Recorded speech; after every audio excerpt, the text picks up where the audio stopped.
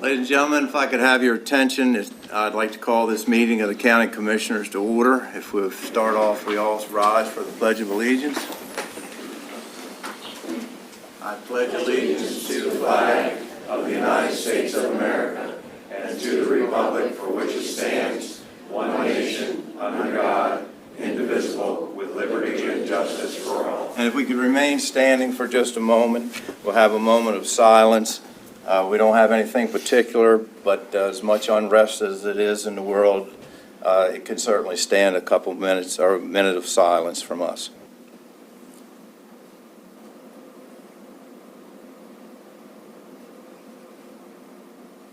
Thank you very much.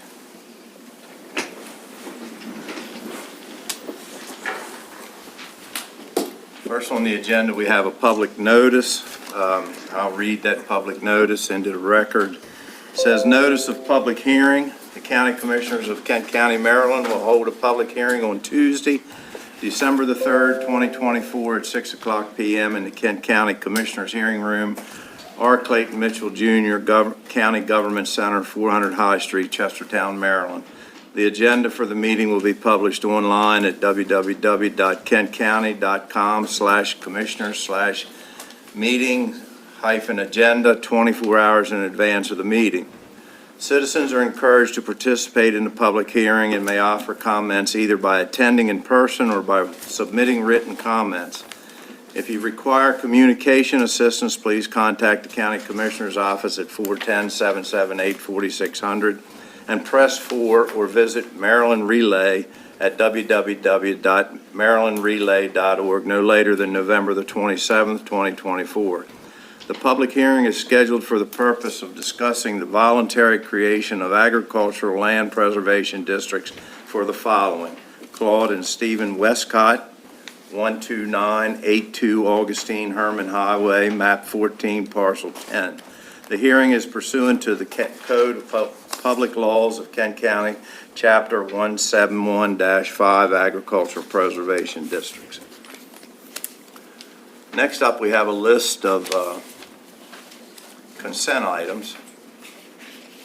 These are items that are, for all intents and purposes, we're going to approve them all at one time. We have a regular session minutes dated October the 29th, 2024. We have liquor minutes dated October the 29th, 2024. We have public hearing minutes dated October the 29th, 2024. And we have some closed session minutes dated October the 29th, 2024. And Ms. Jill Coleman, our Director of Parks and Recreation, State and Local Parks, Play Area Accessibility, Recreation Communication Board Pilot Program. Jill Coleman with Director of Parks and Recreation, Carrie Klein, Deputy Director of Public Works, the renaming of the AA ball field out to Wharton Park. Bill Mackey, Director of Planning, Housing, and Zoning with Animal Care Shelter. Pete Landon, Director, Office of Emergency Services, Motorola Solutions Radio Purchase. And Dr. Mary Boswell McComas, Superintendent of Kent County Public Schools, with requesting a letter of support. My colleagues, do we have any questions about any of the items? Then I'll entertain a motion. I'll make a motion to approve all 9 of the consent items as presented. Got a motion? Do I have a second? Second. Got a motion and a second. All in favor say aye. Aye. Aye. All opposed? The ayes have it. First up, we have a proclamation that we're going to read tonight. Miss Robin Brayton. Robin, you want to come up? Robin is with the Old Kent chapter of the Daughters of the Revolution, American Indian Heritage Month, November 24. Nice to have you. Thank you. Thank you for signing this proclamation. Whereas the history and culture of our great nation have been significantly influenced by American Indians and indigenous peoples, and whereas the contributions of American Indians have enhanced the freedom, prosperity, and greatness of America today, and whereas their customs and traditions are respected and celebrated as part of a rich legacy throughout the United States. And whereas Native American Awareness Week began in 1976, and recognition was expanded by Congress and approved by President George Bush in August 1990, designating the month of November as National American Indian Heritage Month. And whereas in honor of National American Indian Heritage Month, community celebrations as well as cultural, artistic, educational, and historical activities have been planned.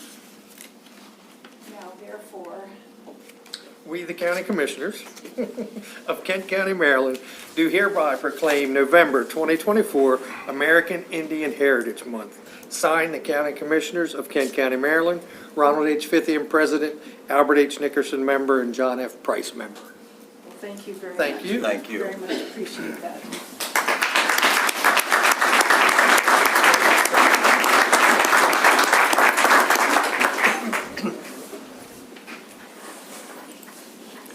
Next up, we have Jill Coleman, who is Director of Parks and Recreation. Jill, you want to come up?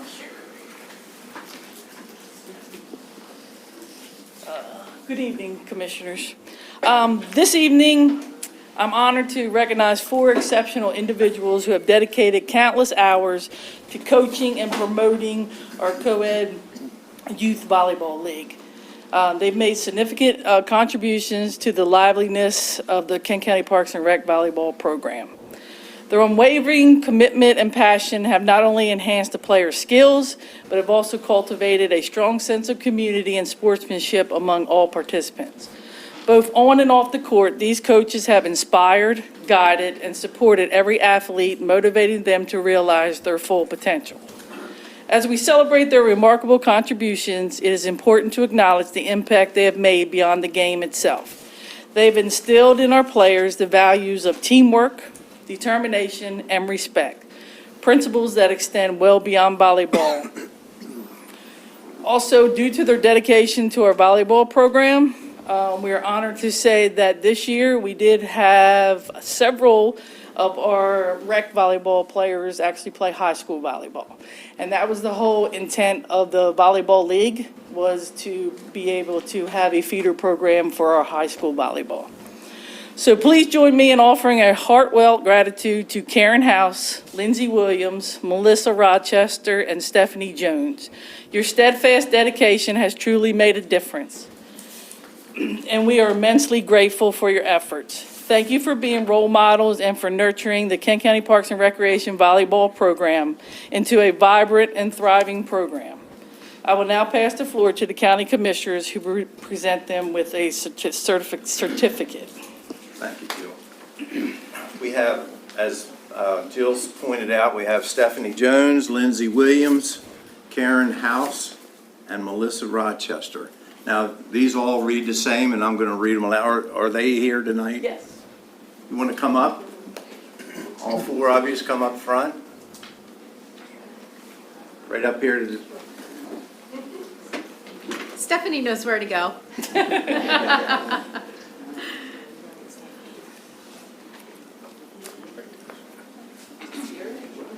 That's fine, that's good enough. I'm going to read one of them. They all say the same, but we'll add your name where it's certificate of recognition. This is proudly presented to, in this case, Melissa Rochester, as again, Karen House, Lindsay Williams, and Stephanie Jones, is hereby recognized for your passion, leadership, and dedication in nurturing not only skilled athletes, but also confident and resilient individuals. We extend our heartfelt gratitude for your unwavering efforts, guidance, and for inspiring excellence both on and off the court. Your commitment is truly recognized, and we, the County Commissioners of Kent County, sincerely appreciate all that you do for the Kent County Parks and Recreation volleyball program. Signed, the County Commissioners of Kent County, Maryland, Ronald H. Fithian, Member, Albert H. Nickerson, Member, and John F. Price, Member. Dated November 19th, 2024. And on behalf of the citizens of Kent County, it's my pleasure.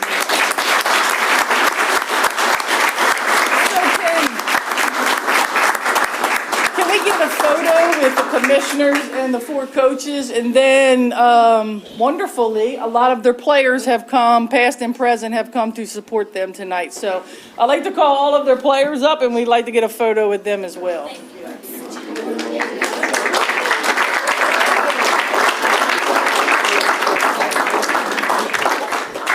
we want to have a picture, maybe this is enough of it. Let's do it out front here.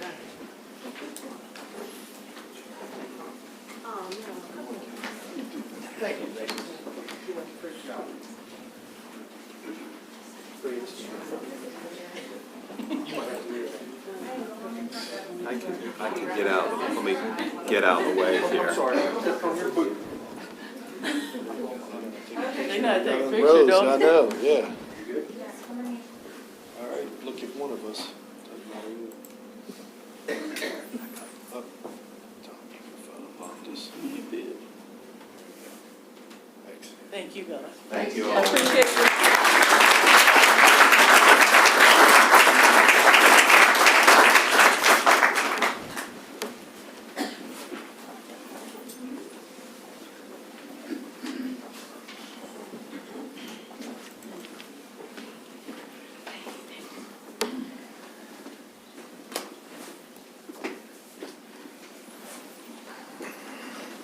Now this is a legislative session, and we are in need to go into legislative. I'll make a motion that we go into legislative session. Second. Got a motion and a second. All in favor, say aye. Aye. Aye. All opposed? The ayes have it.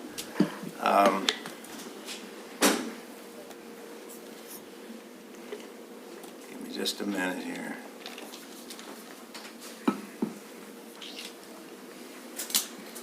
First of all, I think we can forego the protocol for this first one, Tom. Yes. Pete Landon, who is Director of Office of Emergency Services. This is the third reading for the Code Home Rule Bill number 8-2024, Emergency Services and Fire Companies. You want to give us just a one paragraph explanation? Sure. Thank you. Good evening, everybody. I'm here representing the Kent County Emergency Services Board, who are asked by the Kent County Fire Chiefs to request revision of Chapter 33 Emergency Services and Fire Companies, Section 33.1 Emergency Services Board Appropriations, and 33.2 Vehicles. And quite essentially, in 33.1, the fire chiefs wanted to hold the member companies more accountable for coming into compliance with county standards, and asked to decrease the time allotted to do that. The second part in vehicles is nothing more than to make sure that our regulations in Kent County are consistent with state law that was changed. And that has to do with lights that are allowed to be illuminated on privately owned vehicles while responding to or at scenes of fires with the volunteer fire chiefs, officers, and the fire police. And essentially, that's the crux of it. And just for the record, you had your public hearing, and there were no comments received following the public hearing, so Correct. You have everything you need to vote on it tonight. Okay. Any questions from the colleagues? Then I'll entertain a motion. I'll make a motion to approve the adoption of Code Home Rule Bill number 8-2024, Emergency Services and Fire Companies. I have a motion. Do I have a second? Second. Got a motion and a second. All in favor, say aye. Aye. All opposed? The ayes have it. Thank you very much, Pete. Thank you, sir. And thank you again for your support today. Very good. Thank you. Tom, I'm going to turn this next one over to you. Why don't we go out of legislative? Oh, yes. I'll make a motion to go out of legislative session back into open session. Second. Got a motion and a second to go back into open session. All in favor, say aye. Aye. Aye. All opposed? The ayes have it. Thank you. Mr. President, you have one alcoholic beverage item tonight for public hearing. I would recommend that we proceed as follows, that we would have the applicant present his case first.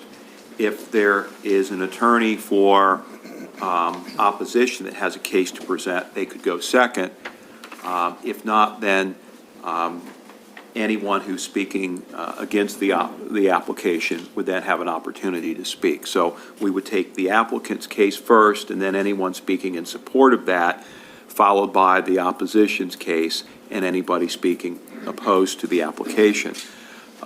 We would ask that anyone speaking, please stick to the issues at hand and to keep your comments, unless you're an attorney presenting, to keep your comments within 3 minutes. We have a lot of people here, and we want to make sure everybody has an opportunity to be heard, and also follow the direction of the chair.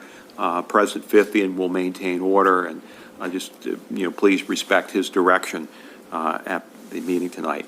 I'm going to swear witnesses in, so if you are planning on testifying in these proceedings, or if you think you may be testifying but you're not sure, I'd like you to stand and raise your right hand, and I will swear you in. Okay, so anybody that may be testifying, now please raise your right hand. Okay, stand please. Do you solemnly swear and affirm under the penalties of perjury that the testimony that you're about to give is true and correct to the best of your knowledge, information, and belief? I do. Okay, thank you. Mr. Yeager? Yes. Inspector Pearsall is under the weather this evening, and I will be filling in for her. Very good. And I will read the notice of the hearing into the record, and I will also note for the record that the county commissioners did receive substantial correspondence with respect to this application, and all that correspondence will be considered part of the record. And given the, I think, voluminous nature of it, we should set forth on the record what those documents are, so there's no mistake. And I'm going to go through this as fast as I can. There is a letter from Susan Einstein, President of the Greater Rock Hall Business Association. There is correspondence from the law offices of Booth, Cropper, and Mariner, which contained attachments. There is an email from Raya Patel, Pips Discount Liquors. There is a letter from Rahul Dutta of Tailgate Market. A letter from Seatown Liquors and Deli, the owner,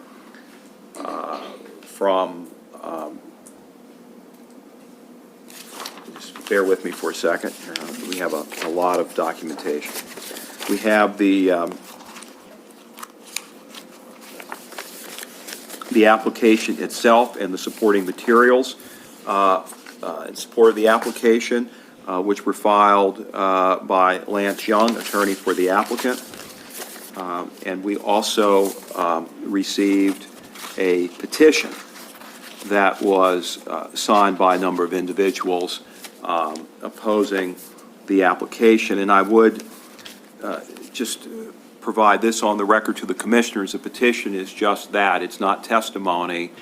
And this is not a matter where you look at the number of people and make a decision based on are there more people opposed than in support. And I would also note for the record that I did have the opportunity to look at the petition opposing the license, and I also looked at the application for the license, which is required to have a list of property owners and registered voters in the district sign on behalf, and I determined that there was one name that signed both the petition in support and the petition against. So I would just note that for the record, because you have to give these items the weight that you feel they deserve. So, Madam Clerk, are there any documents that I missed that were submitted? No. Okay. You have Thank you. summarized what's been submitted thus far. Okay. And if there are any written documents presented this evening, the commissioners would consider those as well during the course of the hearing. So if you do have anything that has not been submitted when it's time for your case, that would be the appropriate time to present that. I will say this, that if you sent something in writing and what you are going to say is the same as what you have in writing, what you have in writing is sufficient. So you can submit something in writing or speak. You can do both if you want, but if you do both, it's essentially redundant. Okay? So I will read into the record the notice of the hearing. application has been made by, and I hope I pronounced this correctly, Baila Mustafa, President, and Hassan Mahmoud, Vice President, representing M&M Rock Hall LLC for a Class A beer, wine, and liquor license on the premises known as Rock Hall One Stop Shop, 21340 Rock Hall Avenue, Rock Hall, Maryland 21661, which shall authorize the holder thereof to sell beer, wine, and liquor at retail at the place therein described for off-premises consumption. A hearing on the application will be held in the County Commissioners' Hearing Room, R. Clayton Mitchell Jr. Government Center, 400 High Street, Chestertown, Maryland, on November 19, 2024 at 6 p.m. At that time, any exceptions to the application will be heard. This is by order of the Board of License Commissioners for Kent County, Maryland, Saundra M. Blackiston, Clerk, and Kate Manager. This was published in the Kent County News on October 17, 2024, and on October 24, 2024. And before we hear the applicant's case, Mrs. Blackiston, would you like to come forward as you're standing in the shoes of the inspector? And just please state your name for the record, please. Yes. Sandra Blackson, Clerk and Kate Manager. Okay. And is there anything that you would like to tell the board with respect to this application? I can attest that Inspector Pearsall has reviewed the physical location of the proposed business and has noted that there have been improvements, including additional lighting outside. The applicants have met all the requirements to be considered for a license, and the county has met its requirements with regard to advertising and posting with the 730 rule. So we have to have a hearing after 7 days of the last posting and within 30 days of the posting, and we've met those requirements. So that's why we're here tonight. Question for you. Is this location the location of where a previous license was issued? That is correct. And that license was surrendered at the change of ownership, is that correct? That is correct, and actually we have a agenda item after this hearing to report out that that license was surrendered and a closeout inspection was completed, and they've met their requirements to have their refund issued. Okay. And what was the class of license? It was a Class A beer wine license. Thank you. And I would just note for the record that I've reviewed the application as well. Everything is sufficient as far as legal form, with the exception that I noted, and this does not necessarily make the application deficient, but it is somewhat curious that one of the signatories to the petition opposing the license was also a signatory to the license application, not as a applicant, but as a property owner and taxpayer in support of the application. Does the board have any questions for the clerk? Thank you. So we would now call upon the applicant and the applicant's attorney.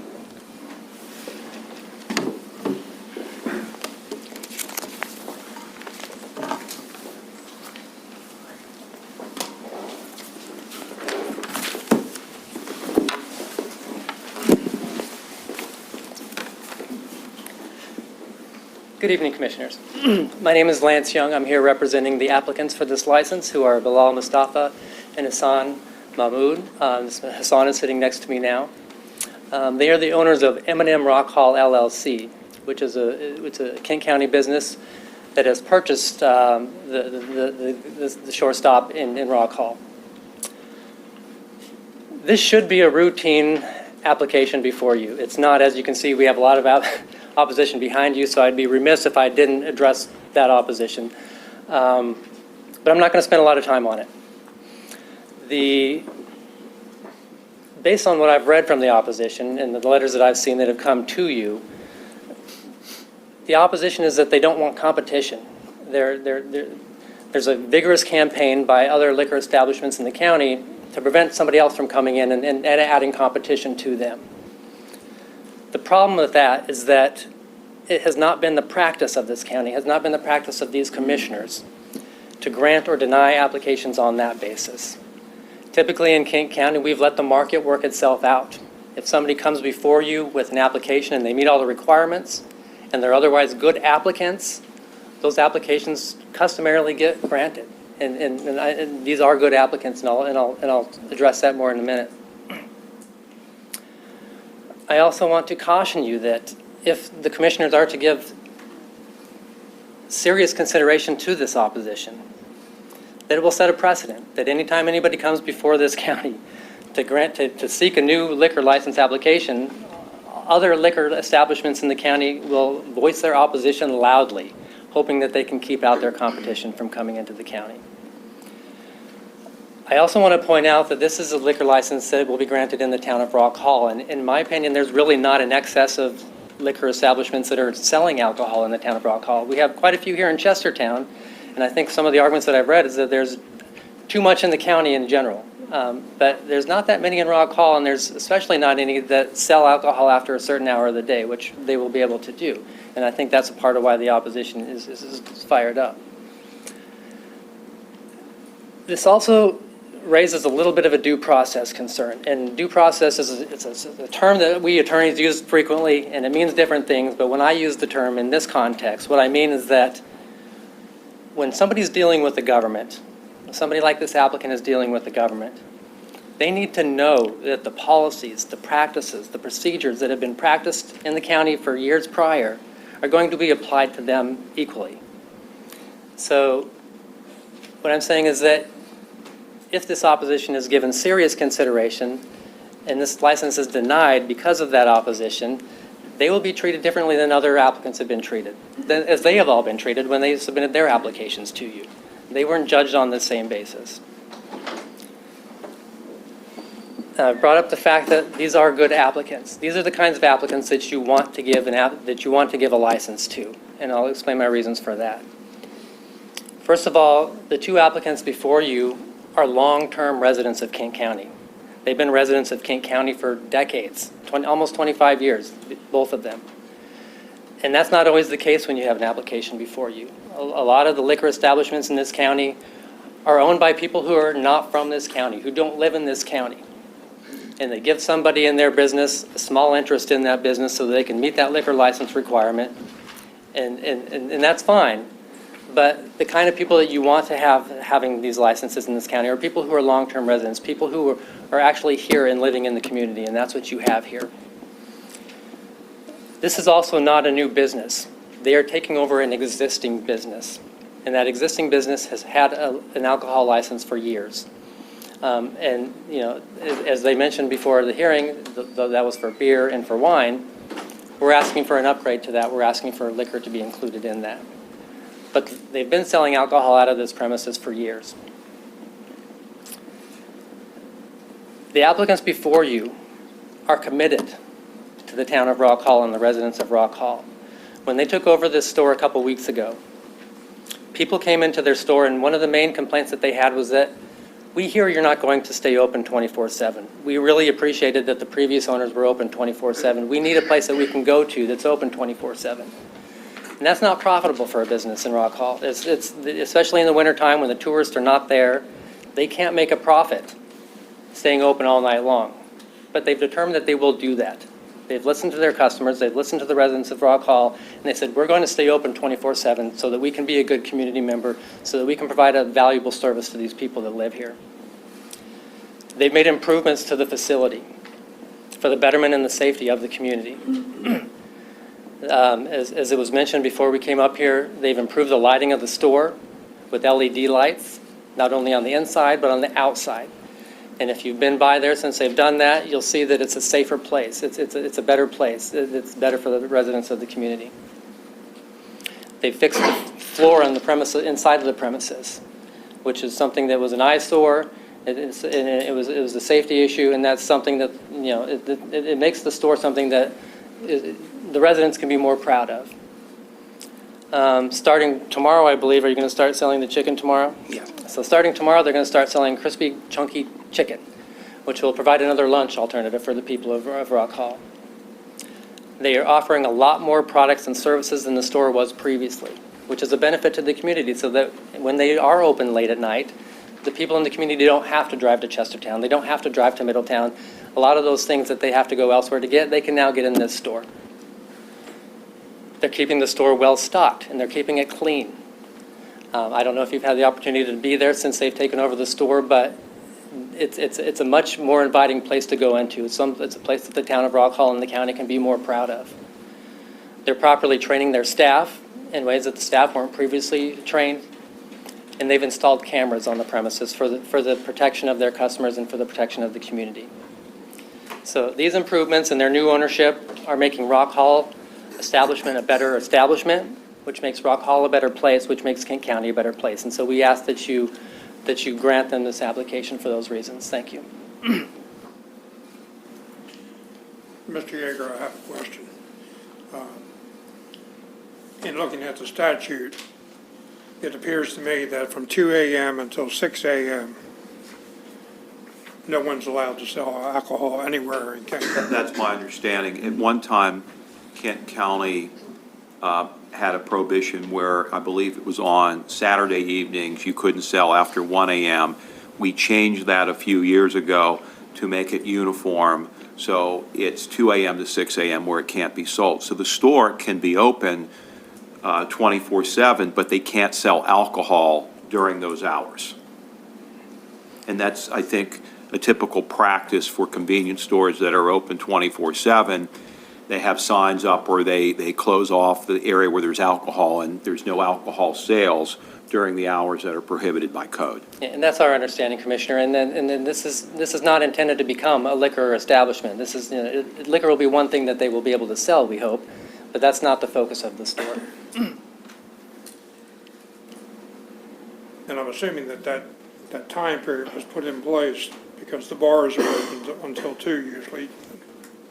I believe so. Again, for many, many years, it was. That's the way it used to be. Yes, it was 2 a.m.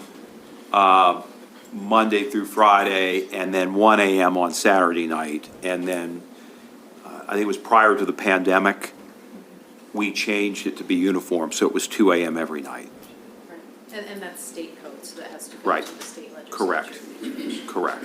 That's in the alcoholic beverages code. So we had a bill put in the legislature to make it uniform. So I'm sitting here thinking, and I've seen the documents that we've received, which pretty much were opposition.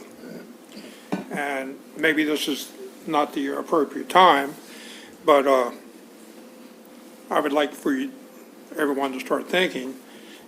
The previous business there had a beer and wine license. I'm just asking a question, and maybe this is not the time, and because it's premature in the hearing, but would anyone consider just a beer and wine license and forgo the liquor part of it? I think that's a question for the applicants. It is, Yeah. and I don't expect him to answer it now. But as we go through the hearing, because I want to hear what everyone else has to say, to me, that would be reasonable at this point with the fact that the existing business had that and there was not an issue, or didn't appear to be an issue. It's just a thought. You said in the beginning, you commented that they were the owners of the property. Are they buying the property or? If I said they're the owners of the property, I misspoke. They're owners of the business, but the property they're leasing. I understand.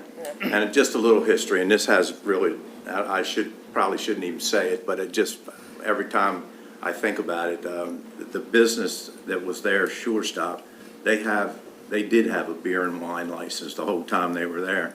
And it was even long before I was a commissioner, but that was a mistake.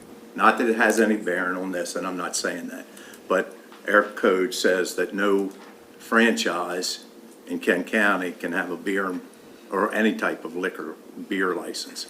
And Sure Stop was a franchise. That was a mistake that was made years ago, and nobody corrected it, but that's how that come about, so. Understood. You have any questions? Not right now. Okay, Tom? Do the applicants wish to testify at all? No, he may wish to respond to any comments that are made, but at this time, no, he doesn't plan to add You any would testimony. reserve for rebuttal? Yes. Okay. Is there anyone here wishing to speak in favor of the application?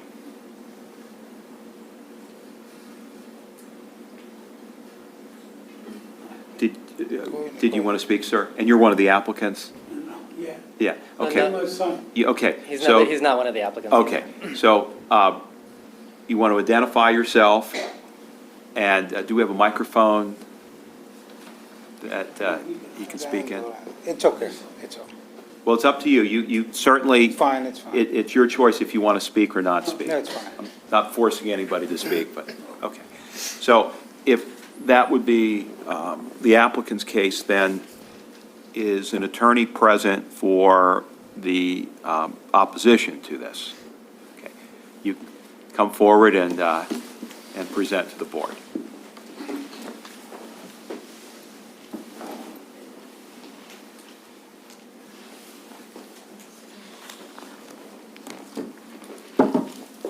Give me 1 second to get my stuff together. And I'm Lindsay Ryan. I'm here on behalf of Rock Hall Liquors and Deli, and here is introduce Shweta Sethi from Rock Hall Liquors.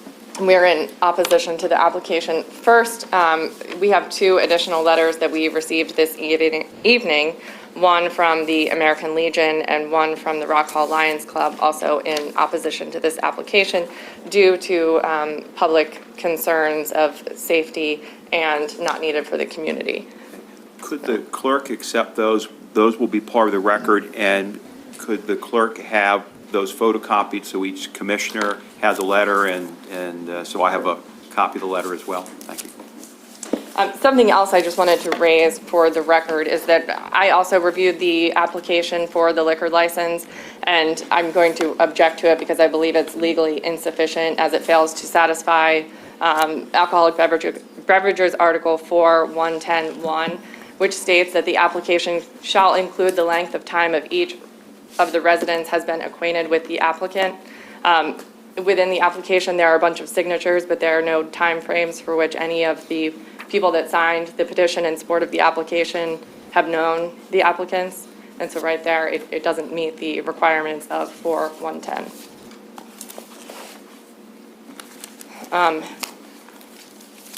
I think the last question from council was really telling about whether anyone here in this room wants to testify in favor of the application. I think if you look behind you and if the members of the public could raise their hand here that are in opposition to the application, it would be really telling to the commissioners. I don't know. And I think the members of the public will testify to concerns over Rock Hall One-Stop Shop obtaining a license, the lack of a public need, provided that there are 2 liquor stores within Rock Hall, and the population of Rock Hall being approximately 1,800 people. If you look at the census data, the actual population of Rock Hall has declined, and the projections are that it's going to continue to decline. So I find it hard that if there are 2 alcoholic beverages, beer, wine, and liquor stores within Rock Hall that already satisfy the public need for that service, that when there's a decline in population, that an additional store is needed. There's also going to be testimony about the detrimental effect on existing businesses if the application is granted. And it's not related specifically to competition, but there are 2 existing businesses already, one of which there will be testimony about the benefits that are provided to the community related to contributions. There is a scholarship that is given out, veterans, and maybe you should provide some of the benefits that your location provides to the Rock Hall community. Yeah, we always try to, if somebody needs a donation, we're always out there for them. We support our firehouse, we support our Legion, Lions Club, and even though if somebody having a hard time, like we just did for the funeral, we are always there for our community, and we are dedicated to them. And we do the scholarship, like Lindsay said, like we have, every year we do the scholarship. Our family does that for Kent County High School. And what percentage of your revenue is generated from alcohol? So it's like 80 to 85%, it's alcohol. And what are your concerns of this other store being opened? We just concerned, like, it's gonna take away our business. We are a seasonal town. People, like, we really suffer in the winter time. Summer months are the only months. We have 2 locations, and even though occasionally we do have some other premises which do on the weekends, but I think we fulfill the needs of the Rock Hall, like what they needed over there. And we take care of our customer every time they walk in. We make sure they leave the store as a happy, and we make sure if they request something, and right there, we make sure they get their whichever requirements their item is, we try to order it. So if a local resident comes into the store requesting a particular beverage that you don't currently offer, you will order that Oh, beverage? yes, of course. We always all about our customer. We are there for our customer needs.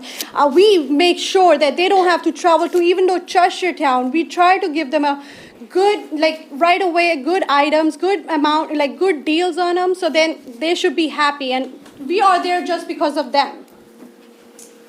And if you have a decline in alcoholic beverages sales, do you believe that you would course. risk having to close? Of course, my lady right here, Kathy, she's working in the store from last 19 years, and I think it's like I have other employees. They are like, it's going to be impacted. It's really going to be impacted if the sales go down. We literally suffer in the winter months, and we bought this location 3 years ago. And we took, if you know the Rock Hall Liquors, from last 3 years, we made that store like look nicer. We made sure our customer is happy. But now if there is another location, it's going to be like impact ourselves. And do you know about the distance between your store and the proposed liquor license site? So we are right across from each other, maybe 100 feet, I would say. So would this look adequate? And this is a map identifying the locations of the property, and this is actually from building to building, identifying them as 150. And we are right here, and then this is the gas station, and then there is a Bayside Market right there. And so the Bayside Market would again be less than 500 feet Yes, away from the yes, proposed yes. location.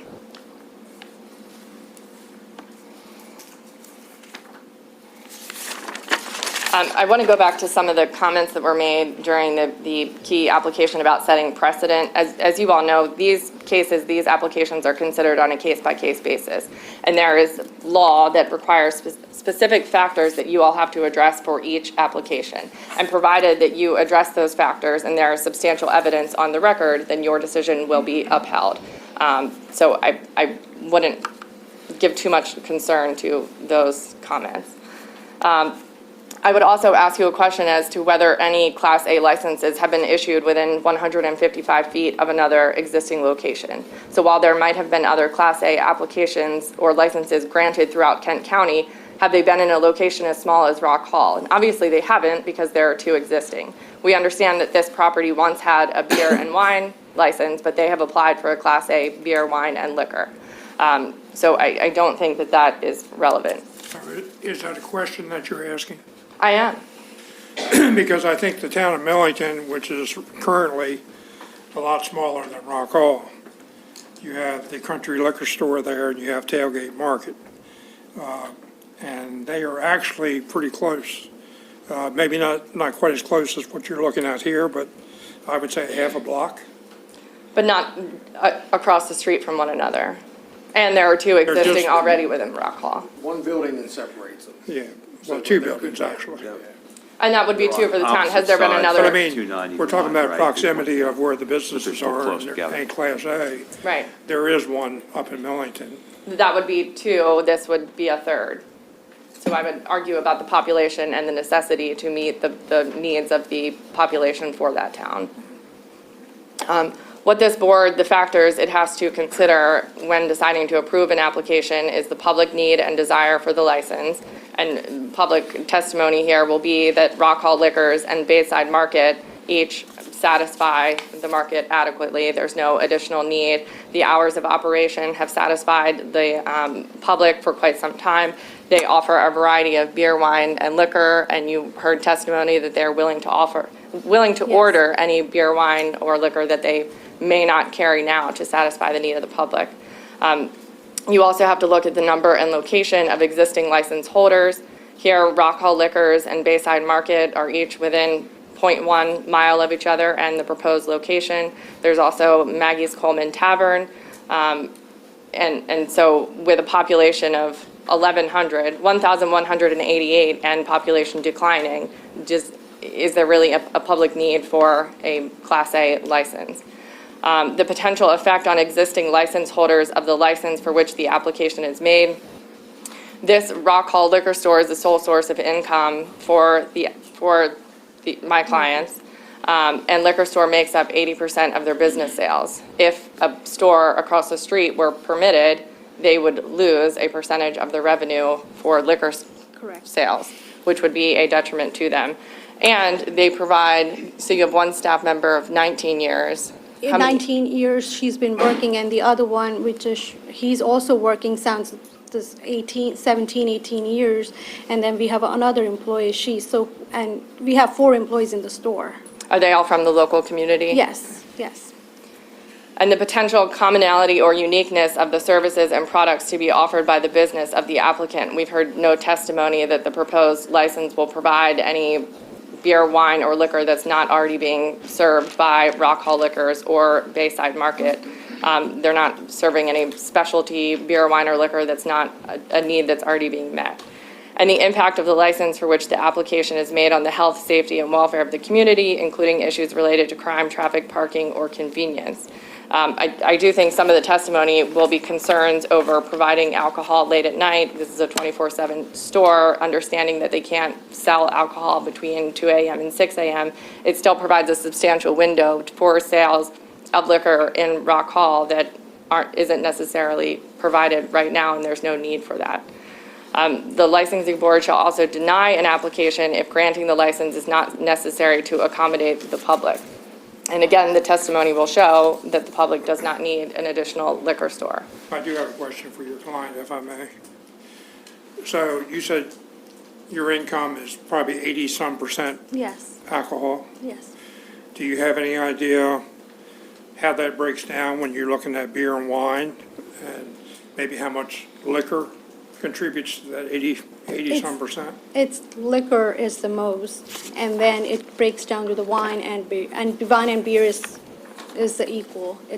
Liquor is the first one, and then we have a beer and wine. So if you had to put a percentage on it, I would say my 50 to 55 would be my liquor, and the rest is my beer and wine. And have you had any customers complain about your hours of operation? No, I think our customers are satisfied for the hours because it's a small community, and most of the people by that time, either they're back home. So I think by being open till 8:30, and which is on Saturdays, Fridays and Saturday, we are there till 9 o'clock. So I think our times are good. Like it's like we are serving at the right time. So no customer that you're aware of No. has ever come in and asked you to No. stay open later? No. Would you have concerns of public safety if you were to stay open later? I would say, yeah, it's a nighttime, and of course, I have a female employees too, so which I would say, be concerned. But as I said, sometimes she tells us there's nobody literally coming in town that time, so. But I think if we have to stay longer, it's hard in that town. It's really hard. How many customers on average do you see a day? I would say around about between 100 to 200. That too only on Saturdays and Fridays and Saturday. Meanwhile, maybe like 100 to 150. But there's not an overwhelming need, there's never a line out the door for people trying to come? No, there is never is a line. We try to, when we make sure on the busiest time, we are like 3 people at there just to, take care of our customers so we can be check in and check out quickly.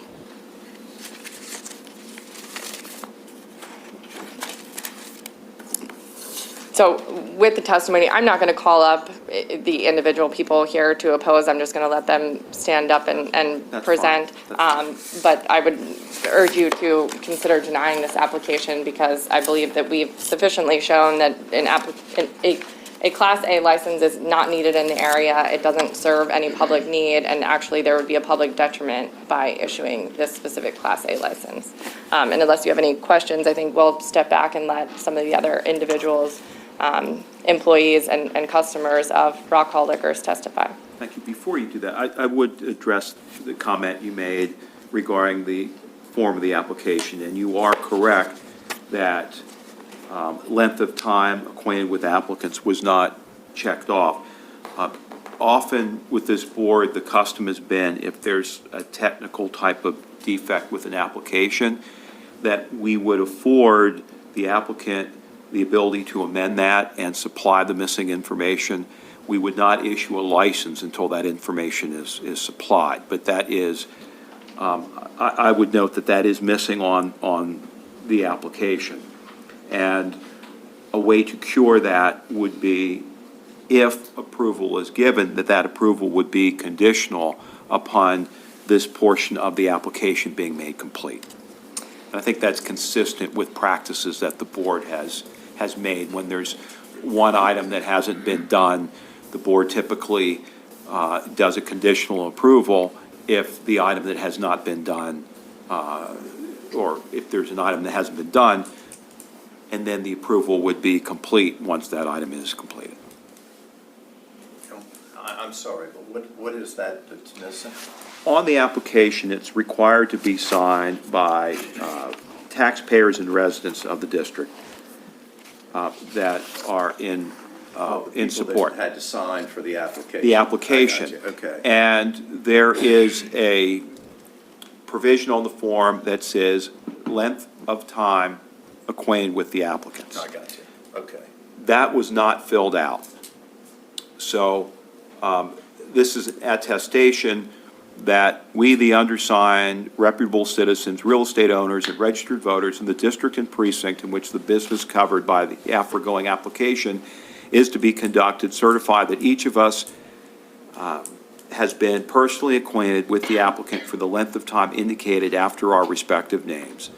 And it goes on from there. And so the length of time is missing. So what I'm suggesting to the board is, and again, this decision is up to you, if you find that the application is sufficient, with the exception of the omission of the length of time acquainted with the applicants, you could grant a conditional approval after the missing information is supplied. And that's consistent with past practices of this board. I'm not saying you have to do that, No, but that's an fine. option available to I you. missed it when she said that. Yes. Sorry, and just for the record, I would note an objection to that because my argument would be that because the application doesn't contain all the required material, it is insufficient and should not be in front of you at this time until it is complete. Okay. Thank you. Thank you.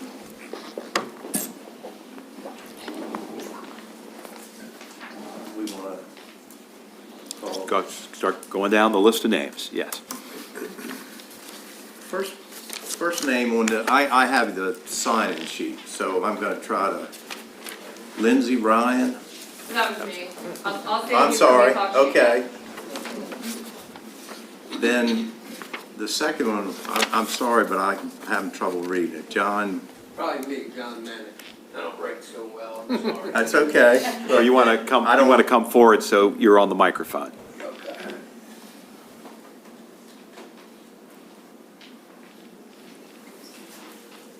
Hi, how you people doing today? Good. Good. I'm here to speak on behalf of the owners of Rock Hall Liquors. I moved into town probably about 3 years ago, and my parents lived in this area a very long time. Happy to be there.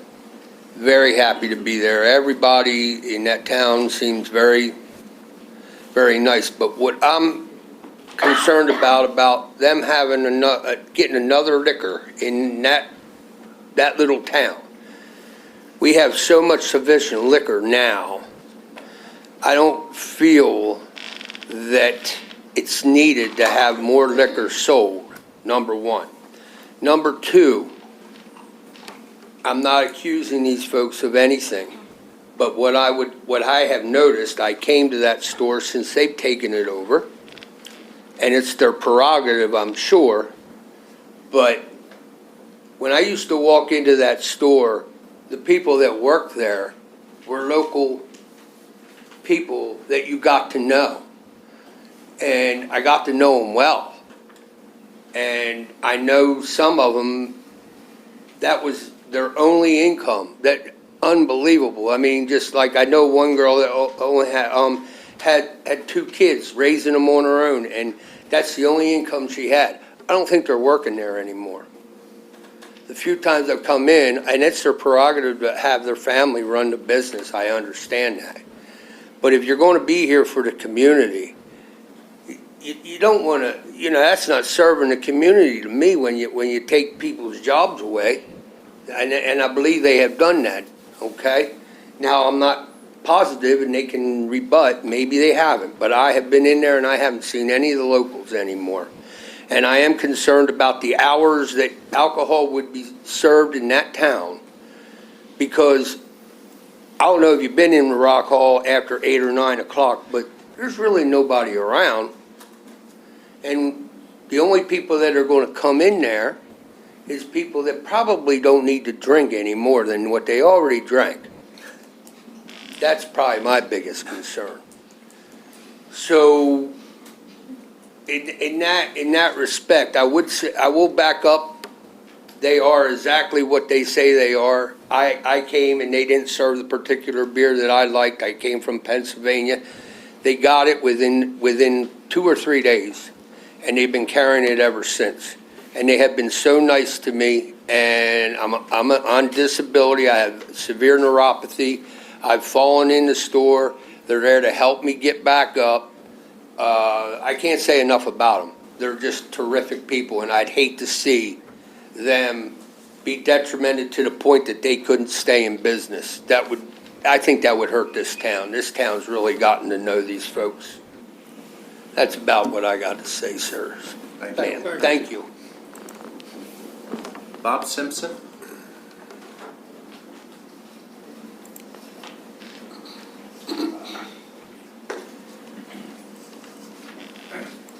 All right, good evening. My name is Robert Simpson. I'm currently the Veteran Resource Officer at Post 228 in American Legion in Rock Hall. Thank you for your service. My house, I only live about a block and a half away from the store. My fear is, I don't want a bunch of people hanging out at the gas station and also in front of the liquor store 1, 2 o'clock in the morning. We're a small town, and then like also during the day, I love Rock Hall Liquor because they got a deli, and small kids go in there and they get sandwiches and other types of food. I don't want to see a bunch of drunks in front of a store walking around. I think that's going to harm Rock Hall, and that's just my opinion. Thank you. Thanks. Okay, thank you. Is there I'm having trouble with some of the writing, but the last name, Patera, is there somebody with the name of that? Well, then the one above that, huh? Oh, okay. I don't prefer to get the approval next to their store because they're already next door to like liquor license, and I don't approve them. That's all. Thank you. Danny Elbert. I'm gonna start the wrong seat on. Okay.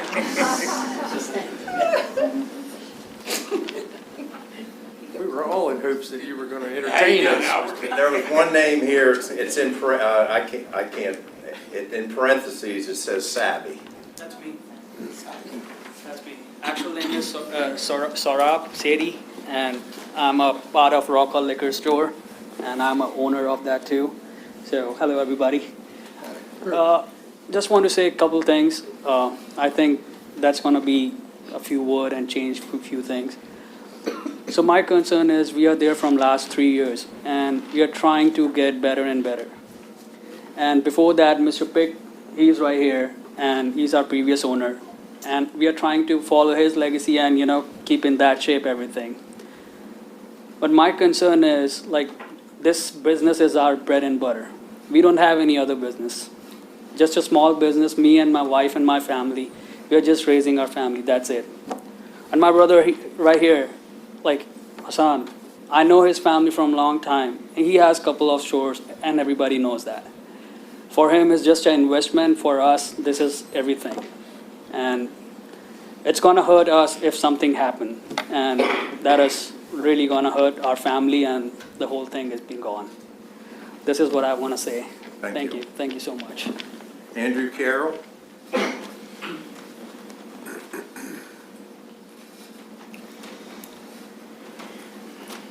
Good evening.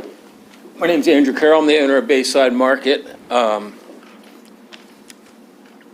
It's very difficult to run a business in Rock Hall. You talk about profitability overnight. I'll talk about profitability 6-7 months out of the year. You know, it's just not there. Shweta and Savvy are wonderful people. They're willing to concede the beer and wine to you, sir. From what I understand, it's going to be extremely difficult for them to survive if you are selling liquor. I just want to throw that out there. So, you know, if beer and wine is acceptable to you guys, I think we can all live with that, and, you know, maybe we can all get along. So that's it. Thank you. Thank you. And then is Casey? Okay. Thank you. Is there a Patel last name?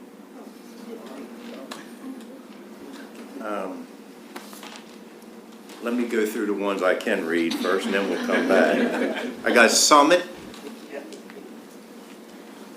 I'll be with your eyes. Huh?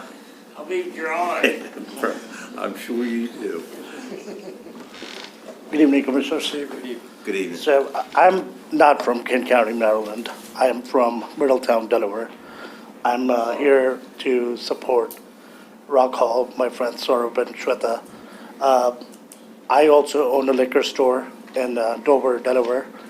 And I just want to share one point, because everybody else have said everything else.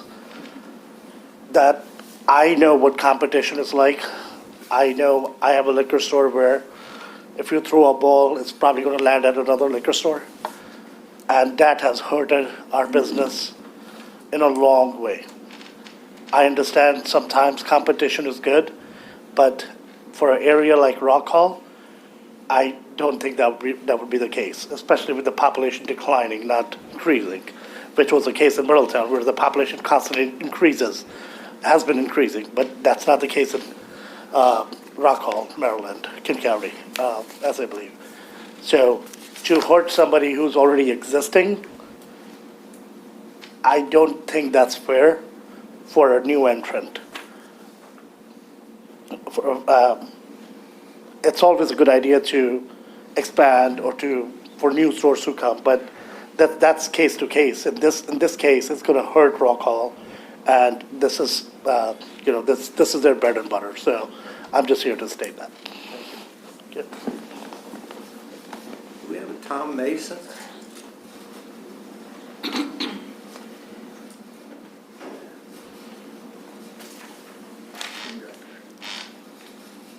It looks like Tom Mason. I don't see the former Have Eddie commissioner. Pickering? I guess I'm the one who started all this.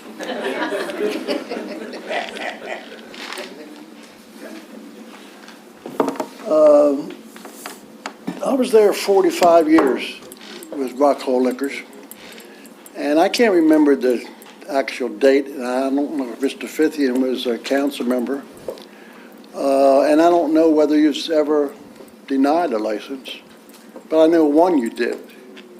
It was when the first person that applied for a license where Redner's is, where Pips is now.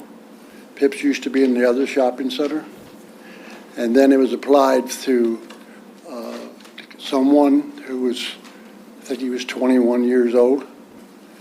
And at that time, we had we had an Alcohol and Beverage Association.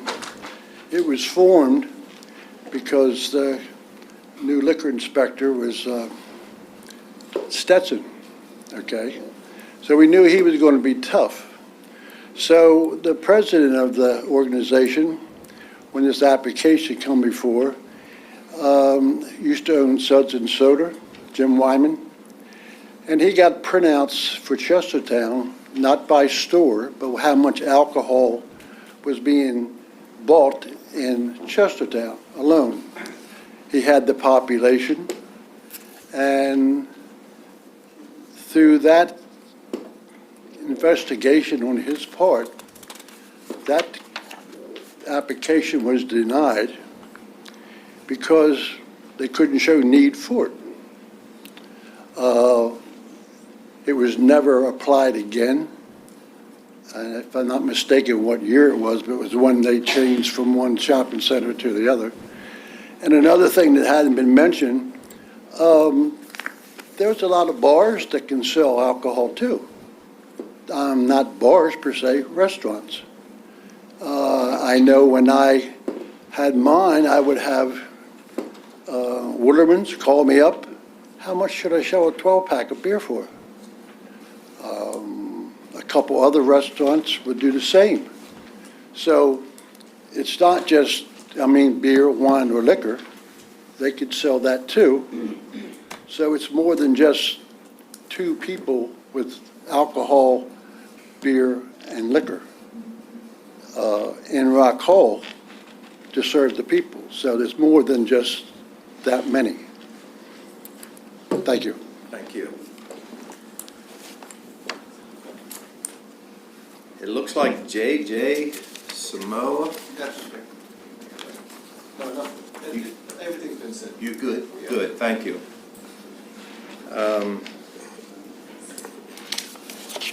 RITV? Okay. Hi. Hello, everyone. Yeah, I'm here to support my friend Shweta and Saurabh.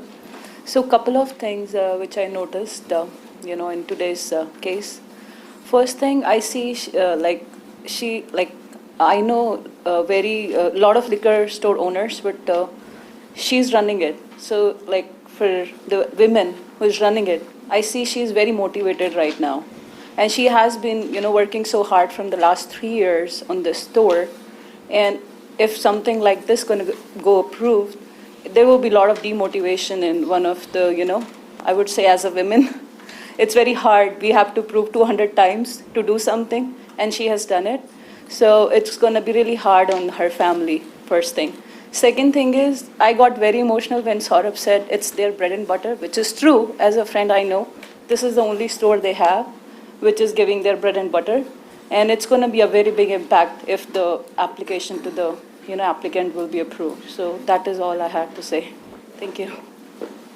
Instead of me struggling through these names, let's do it this way. Anybody in this audience whose name, Mark Einstein, I recognize you. That your name is not on here, Mark, but you're welcome see the to list. speak. I'm not here to support the Rock Hall Liquor Store or not here to support the new owners, but more the community at large from the standpoint that I don't know of any convenience stores in other counties other than Kent County that actually sells liquor. You might be able to find beer, maybe possibly wine, but actual hard liquor, gin, vodka, these products after hours, that's where the trouble starts. From a community standpoint, most of the problems we have in Rock Hall involve people that are drinking too much. And I think that those issues should be above competition, because anybody in business has to deal with competition. I mean, I have a business and I don't like competition, but I have to deal with it. Charter boat comes in, and what are you going to do? He's got a right to operate too.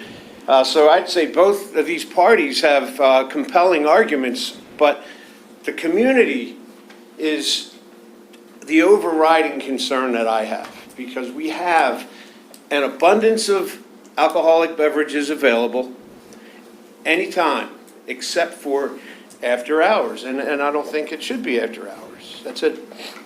it's a controlled dangerous substance, and that's why you have to go through this process to get it approved. So that's basically all I have to say. Thank you. Who's next? Yes, sir. My name is Tony Wisniewski. I'm a recent resident. Come up to the Want to mic, get close to please. the microphone. We need to have a record of the hearing. My name is Tony Wisniewski. I live on Allen's Lane. I'm a member of the Volunteer Fire Company. I was Vice Commodore of the Rock Hall Yacht Club. I was elected Commodore. I love this community, and one of the things that shocks me most was the number of empty stores and the effect the number of empty stores has on the health of the total community. The perception of people coming in here to run businesses. I'm all for competition, but I don't want these people who've had this business for so many years to lose it and for that building to become empty. It's not necessary.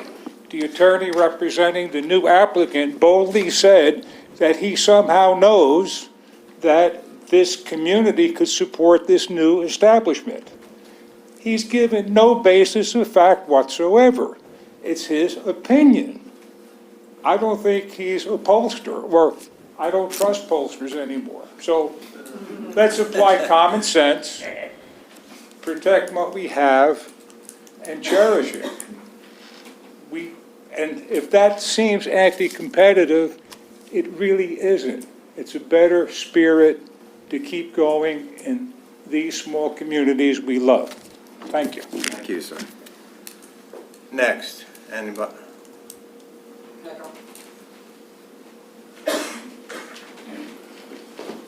Give your name and stuff first. My name is Rahul Duda. I am the owner of Tailgate, and I am the owner of Ken Reserve Cannabis Dispensary. We'll open up next month. My question is to Price, John Price. You were talking about competition. This gentleman right here has a gas station in Rock Hall and Chestertown. There's a difference of 30 cents. How do you respect and trust someone who's price gouging in Rock Hall, but he's saving you money in Chestertown? Explain to me that. Well, first off, I'm not familiar with these gas prices. And also, to your argument, I am willing to give up my liquor license if you're going to use me as an argument, to not give him the liquor No, I license. didn't never said I was No, going to use I you know, as an but argument. you said Tailgate Your sister's Market. attorney asked a question. No, I know, I'm asking. I asked a question in return. Okay. I'm willing to give it up if this gentleman doesn't get it, the liquor license. Thank you. Thank you. Anyone else? One lady in the back.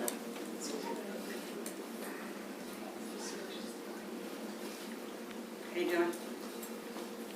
I'm Jennifer Barnes. I live in Rock Hall, been there for 8 years, grew up in Newark, Delaware, so we know all about liquor in Maryland.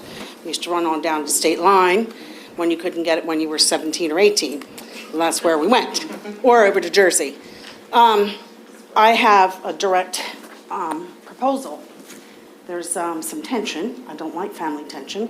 We have a lot in ours. I oppose liquor.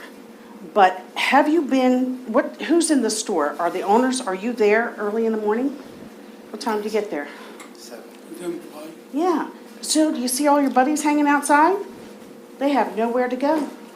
Listen, I would like, I would like. Don't mind, you address us, don't address comments. Okay, but I would like to see an opportunity for them to expand. If they don't get their liquor license and they're just wine and beer, these gentlemen look like they need a coffee club. They want to hang out there, they like to drink their coffee there. Could you not expand and consider another business opportunity they may not, where they can go in and eat, have their breakfast sandwiches, drink their coffee, and talk? And, they're all sitting out there inside of their trucks, having a good old time.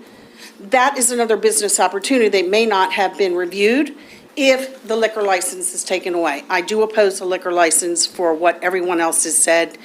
Demographically, it would be a no-brainer as a business person to say this is not a good idea, because the money comes from the liquor, but you're taking away from somebody that's already established. Then they're doing a great job. So that's about it. Thank you. Anyone else? Way in the back.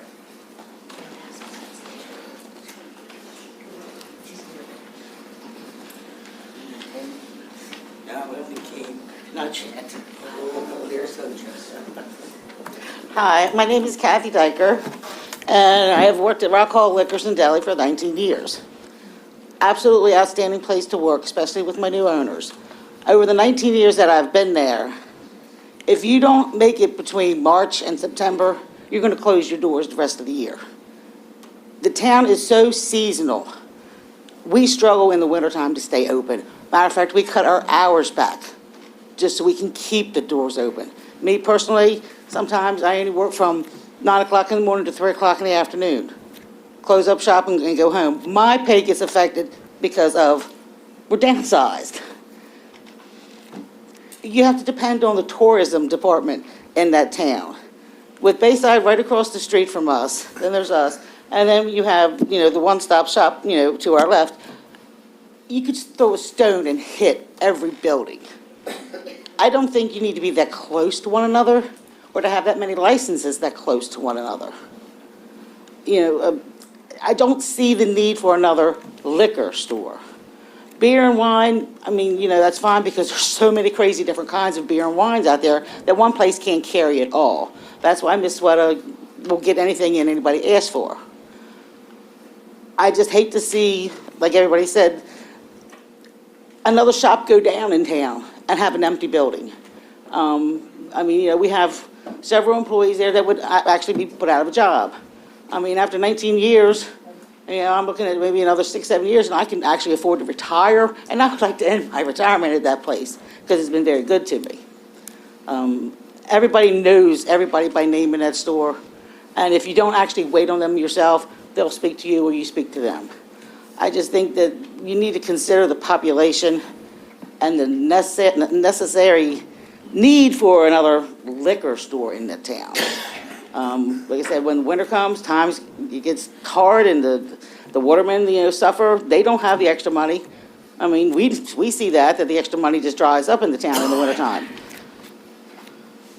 If they're over there trying to cut rate Bayside as well as us, there's going to be no clear winner in that situation. Maybe you should look at the numbers a little bit closer to see the population at its true form, to see if a third license within throwing distance of each other is necessary or is needed to fulfill anybody's need in that town. That's about all I can say for that. Thank you. Thank you. She makes the best apple cake. And have dumplings? Yes. One more time, anybody? Danny? I just like to speak Just back state to your name for the record, sir. My name's Danny Albert, and this is Melissa. You know that? I was speaking to the character of these people. I had somebody in my family, a young man that he had some problems and everything, and he didn't have a place to go, and he was homeless, and he was sleeping around town wherever he could lay down. And the guy that owns this liquor store, he would go around town and find him and take him food and something to drink all the time. Yeah, he didn't know him from that, you know what I mean?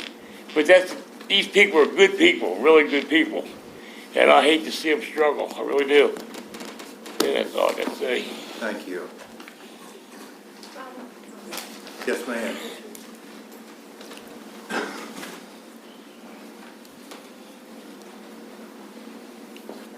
My name is Deborah Reese. I'm a resident of Rock Hall and a business owner.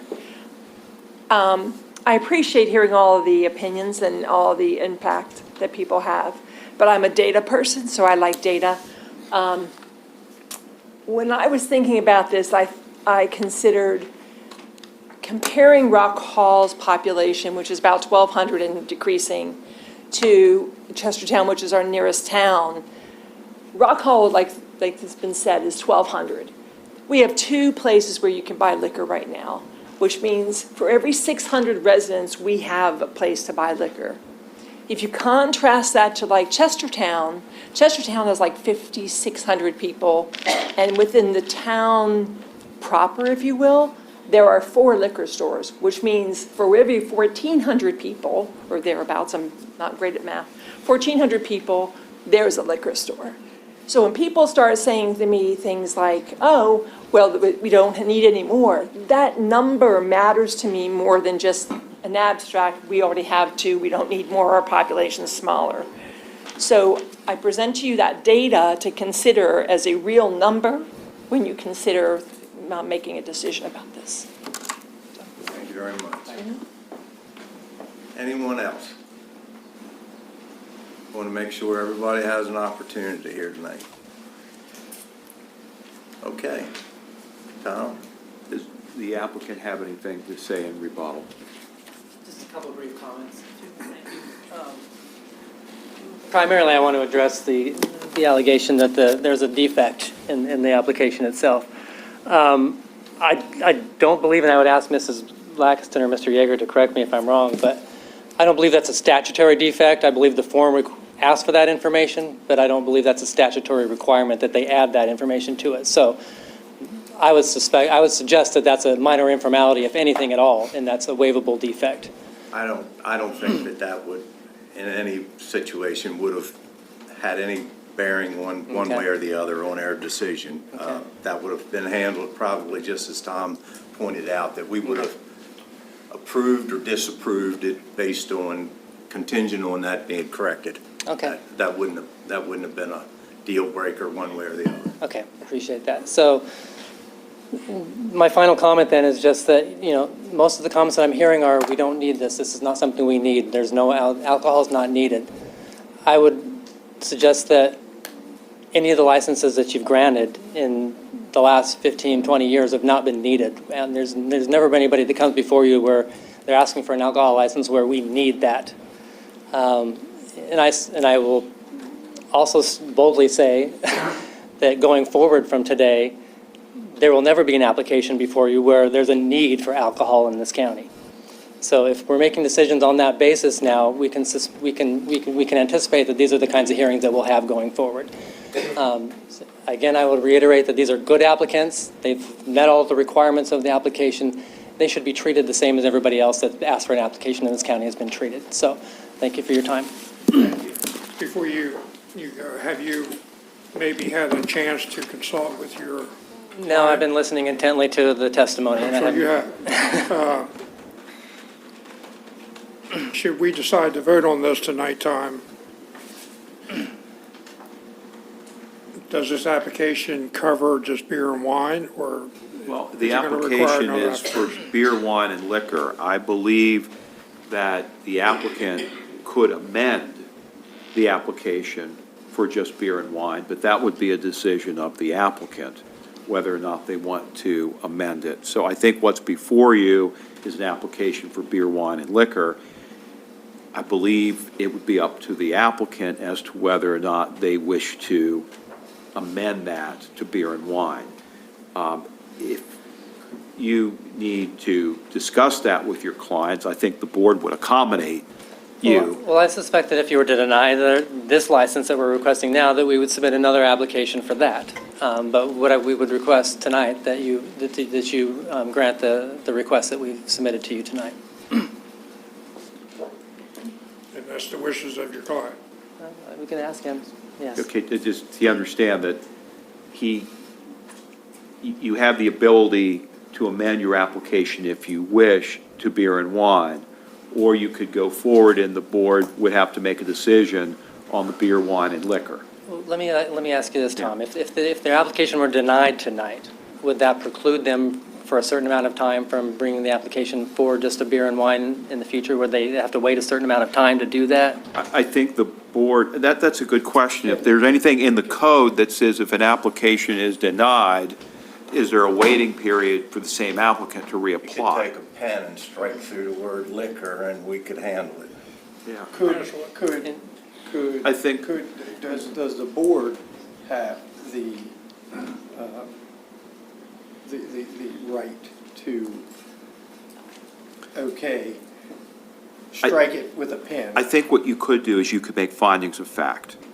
And you could make findings of fact that could be, some pertain to beer and wine and others pertain to liquor. For example, in your findings of fact, you could, I'm not Tom, telling wait a you. minute. So suppose we handled it just like we were talking about that issue that wasn't taken care of properly on that application. What would keep us from saying, as a board, that we would approve a beer and wine license contingent on the paperwork being redone? I think what you would do, because the license before you is for beer, wine, and liquor, you could go through the factors in the code, which I provided for you, and you could find that those factors weigh in favor of granting a license for beer and wine, but do not weigh in favor of granting a license that includes beer, wine, and liquor. And with those findings, I believe that the applicant would be able to submit an application for beer and wine because there would not be adverse findings with respect to beer and wine. And again, I'm just thinking this out without seeing if there's anything in the code that precludes an application being submitted after denial. But what you would be doing, you would be saying, if this license were before us for beer and wine, we would find the factors in favor and we would grant it, if it were that. And I think if you fashioned it that way, they could resubmit with beer and wine. But the thing is, if they go forward, let's say, on everything for beer, wine, and liquor, and you turn them down, then they're going to have to start from square one and file a new application. If they amend the application just for beer and wine, then they don't have to start over again from scratch. You would be able to, again, I'm not saying you would grant it, but they could amend it, and if you granted it, it would be done tonight. They wouldn't have to file another application. And I've asked counsel for the applicant. I think the board is also empowered to grant a license with conditions, whatever those conditions may be, in your opinion. That's what I was hoping. So There you go. would you, well, let me ask, I will ask you this. Would you accept a license if they granted it with conditions, and one of the conditions would be that it's for beer and wine only? Would your client accept that? You know what I'm saying? Because if you don't accept it, then you have a right to appeal. If you accept it, then there's no appeal. See, if you deny this application, they have the right to appeal. But if they accept a condition that you granted, but only with respect to beer and wine, if they accept that, I think then you would not have the ability to appeal the denial of the liquor. That would just be my interpretation without fully researching the issue. I think they would have a right to appeal regardless, but Well, why don't we deal with it and we'll see how it comes out. But I think what's before us is the applicant has said that they are unwilling to amend, or they are not desirous of amending their application to a beer and wine application. I think, I don't want to speak for my client, but I believe that they would prefer to have the beer, wine, and liquor. If they were not able to have that, I think that they would. Would you like to have a few minutes to go consult with your client? Do you want to talk outside, or you already know what you want to say? Or do you want to talk to him directly? You know, I would like to go ahead as it is and see what happens. Here, I'm going to address the one question. It's 4214, waiting period after denial of application. So let's just look at that right now, and I can answer it. Except as provided in subsection B of this section. If a license is denied, another license application may not be considered from the same applicant or for the same location for 6 months after the denial. And if a subsequent application by the same applicant or for the same location is denied within a 2-year period immediately after the first denial, another application may not be considered from that applicant or for that location until the 2-year period expires. This section does not apply to an applicant if the license was denied because it was not necessary to accommodate the public or the location was not suitable for the sale of alcoholic beverages, or the location if the license was denied because the local licensing board determined that the applicant was not a proper person to be issued the license.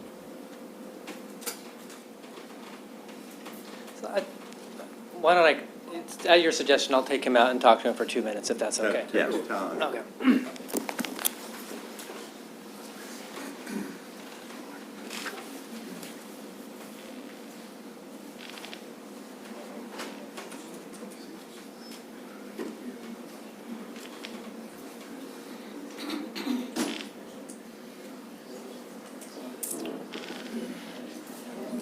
Tom, is it okay if we make some comments while they're out?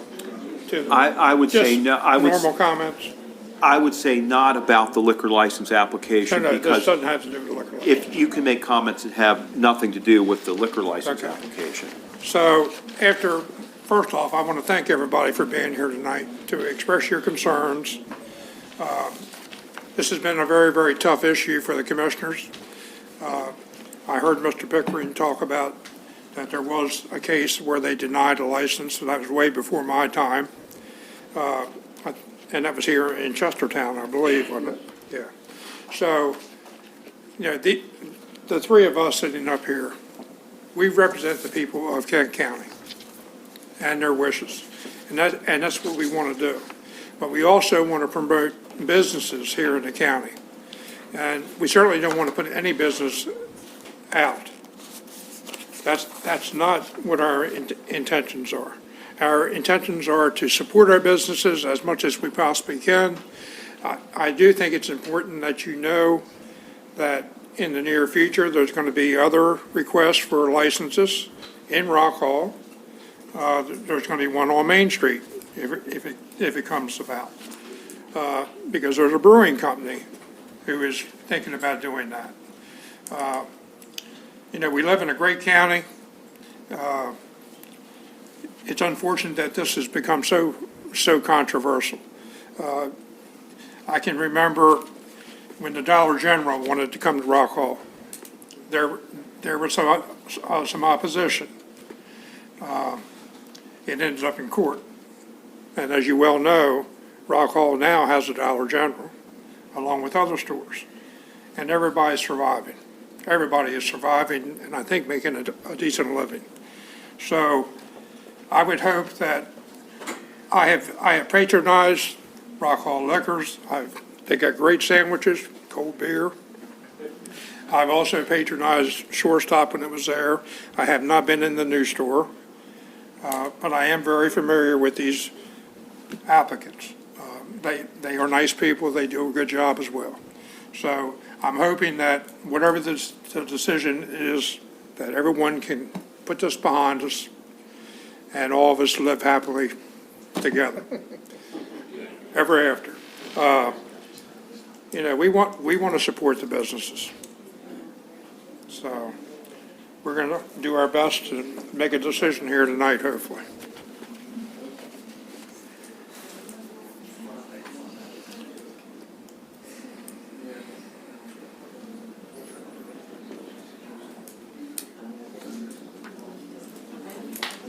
Tip my hat to all three of you. All three did an excellent job.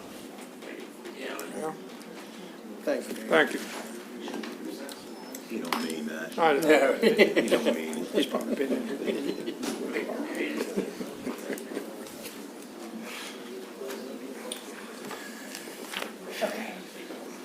So we continue to ask you for the beer, wine, and liquor. However, in your deliberations, if you feel like you are not going to vote for that, and you want to amend it by condition to a beer and wine only license, we would accept that without appealing that decision.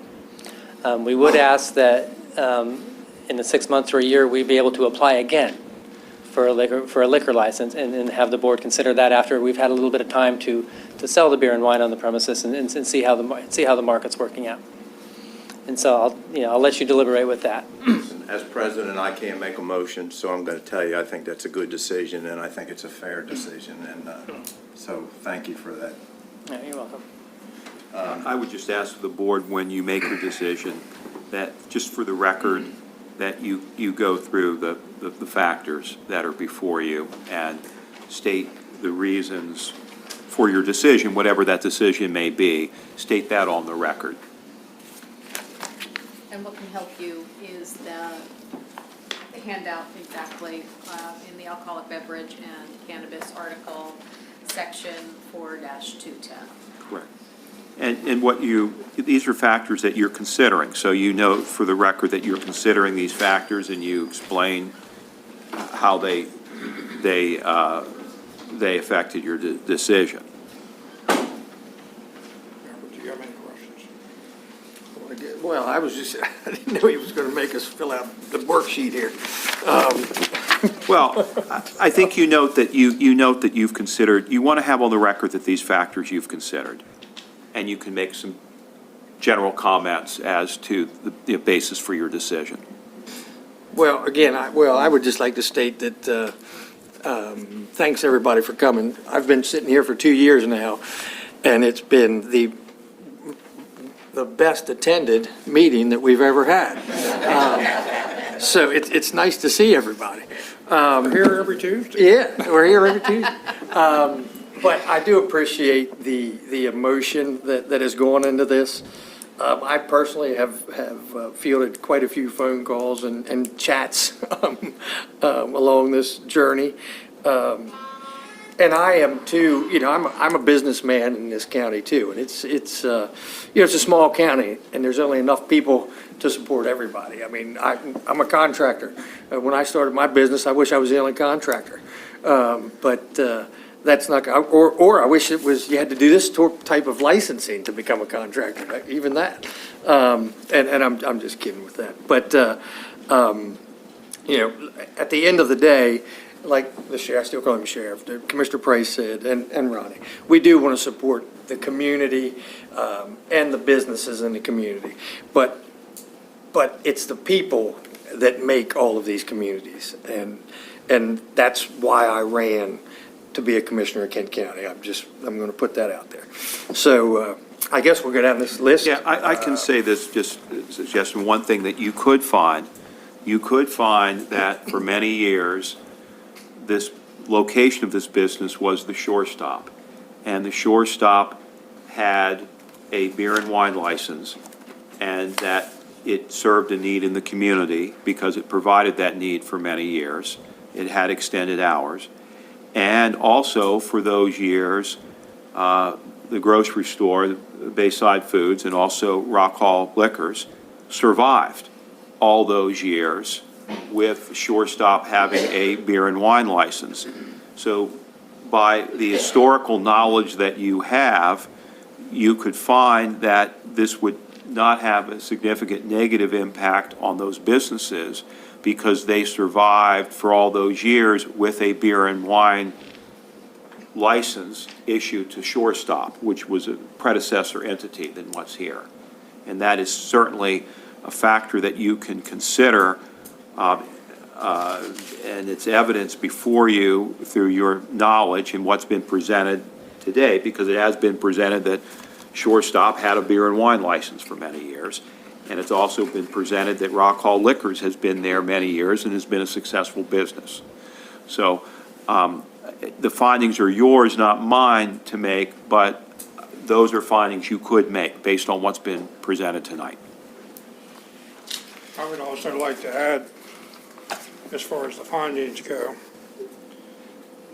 that granting a liquor license at this point in time, not that there might not be a need for one down the road, but at this point in time, doesn't necessarily accommodate the current situation in a favorable manner, in my opinion.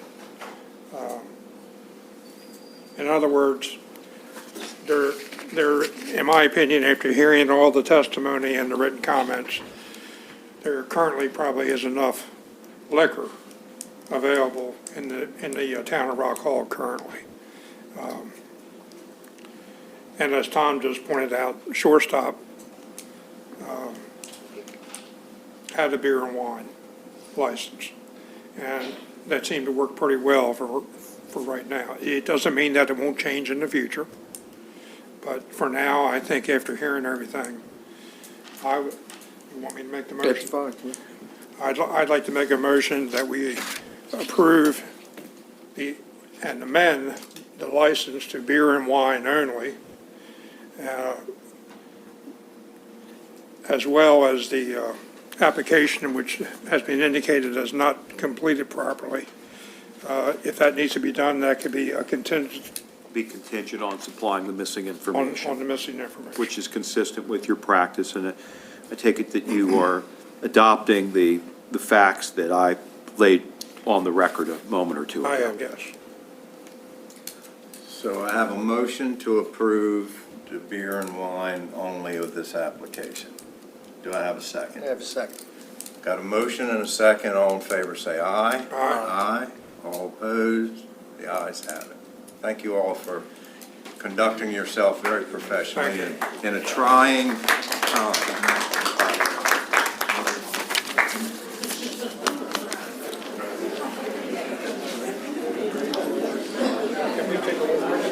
Yes, sir. You can have that. I need to go to the bathroom real quick. No. You want me to go stand outside the door for you?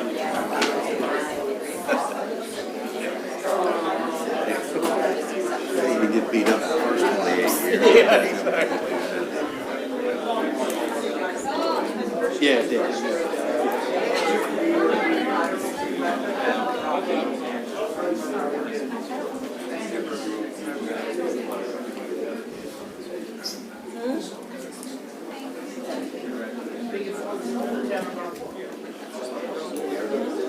Best of luck. Best of luck. We have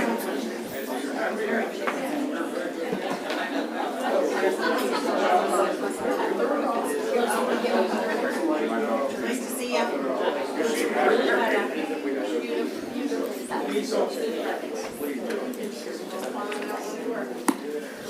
Do you still have two items that you have to talk about? We can just keep it. Okay. Move on. Very good. Very good. Good work, Tom.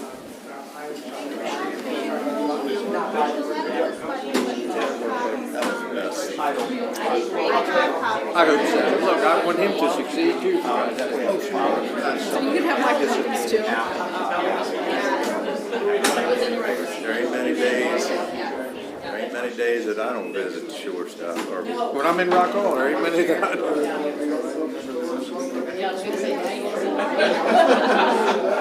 That wasn't all that bad. No. That makes sense. So you're telling me I didn't need to lose that sleep for the last 2 weeks? In the beginning, I lost a little bit until I made up my mind what I was gonna do. And then I said, well, let me tell you something. If you think this was bad, No. I wish you'd been sitting next to me when we went through that Walmart issue. Oh, gosh. Look, and one time, Dave Bramble had a laptop plant over there on the other, over there, the roll store. And he went to move it up Madison. Yes. Me and Mike Noonan were in here together. We had to stop them and tell them, you know, they were calling Dave Bramble, old man Dave Bramble, all kind of names. I said, we shut them down. We said, one more of that, we'll clear the place out of here. I mean, we were gonna shut the hearing down. I remember that. I said, by law, we had to have this meeting, but we don't have to let it run no further. We can't act right. right back, they were lined up out there. And we didn't take a recess, we're still recording, we're still live streaming. President Fithing, if it's okay with you, unless Commissioner Price has an issue, the two agenda items for Inspector Pearsall have been submitted as report outs. So if you want to accept those as report outs, we don't need to discuss it, and we can just move to the next agenda That item. works. That Thank you. works. Now, we have to, when we come out, we got to go back into open session, don't we? We're still in legislative session. Or the public hearing. Or public hearing, excuse me. Yet you were sitting as the Board of License Commissioners, so now you would go back to your regular county commissioners meeting. Mayor Cook, you and your council, Carolyn and Bob Presley, want to come up? I'll pull up these two.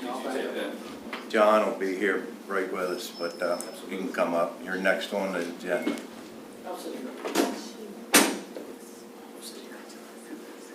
Carol, that's my chair. No, you said, That's right, there's a microphone here. I'm used to these chairs. The mayor's in the hot seat. That's right, that's right. The hot mic seat. It looks like the room cleared out a little bit. Yeah, we're used to There were a number of your constituents that were here. That's right, that's right. Brought them all with me and then they left. Evidently, liquor's a lot more important than what you're here to talk about. Well, they're drinking that inside of the water, right? I think that's the. So are we talking about public need now? Yeah, I guess so. These are needs. If you ever needed empiric data, that would be it. What I've found when I'm representing municipalities and somebody in the audience has questions or concerns about liquor licenses, and then I advise that liquor licenses are a matter for the county, not for the municipality. The governing body of the municipality usually has a sigh of relief there. I'll tell you, our room would have been packed just as well. I mean, we had a fun meeting last night that was packed, but nothing like this. Okay, need a motion to go back into open session, John. Motion to go back into open session. Second. Motion and a second, all in favor, say aye. Aye. All opposed, the ayes have it, we are back in open session. And our first appointment is with James Cook, Mayor, and Bob Ressley, Town Manager, and obviously Council Lady Carolyn DeShields. Thank you, I know Commissioners. you as DeShields. I know you do. We'll have that as a notation in the minutes. That's right. Okay, Commissioners, thanks for having us here. you're welcome. Thanks You know, for that coming. was- Absolutely, absolutely. We've got a couple of requests for you in front of you, and just want to point out, the town of Rock Hall doesn't typically ask for too much, so that should say something that we are here asking for something, so I appreciate you hearing us. If I could, I'm going to give a little background to both of these items on your agenda. They're both legislative bond initiatives. They're tied up, in similar conversations about infrastructure, so I'll give a little background, and then I'll address each one individually. So the town finds itself in a position where we're roughly $60 to $70 million in need of infrastructure improvements. And that's a big chunk of money for a small town. So we've done a number of things, including preliminary engineering reports to kind of get a grip on exactly what we need to do. And those are, in the tens of millions of dollars each. We've done one for the water system, we've done one for the wastewater treatment plant, and we are lining up to do one for the collection system, or basically the pump stations and the collection system for the sewer. Realizing that we don't have no way of getting $60 to $70 million to magically wipe our problems away, we've taken some of that information that we've gathered over the last year or two and tried to take things in bite-sized chunks. And one of those initiatives is, and I'll start with our grant match LBI that we've got in here. We've got 9 pump stations, and we are constantly, every single utility board meeting we have, we're constantly approving large sums in repairs. We constantly have challenges with sanitary sewer overflows, which we have to report to MDE, so it's an environmental concern. There's a number of challenges we have with the collection system, both from I&I and pump failures and electrical failures, and they're just, a lot of our infrastructure's run its useful life. We were very happy to find out that we had a capital budget allocation from the federal budget for $1.5 million. We had applied for money to address our pump stations 1, 2, and 3. We were very excited to see that. The challenge there is that it's a 25% match, and so we've got a $375,250 local commitment, which we hadn't budgeted for and do not have. So that's going to be the first LBI that we've got. And, of the 2 LBIs, this is, I would say, the least imperative. The next one I'm going to address is much more important to us in consideration there. We've got that ask, but the next one I'm going to talk about is much more important. So to start with that first one about Yes, sir. the infrastructure issues with your pumping stations, what you're asking us for there is a support letter to go after bond bill in the legislature. Correct, Is that yep. right? Yeah, the legislative bond initiatives we'd like to submit to the state for their fiscal year 26, I believe, budget. And for their consideration, it needs to have a sponsor and support from, ideally the commissioners would be wonderful. That way we could send that in.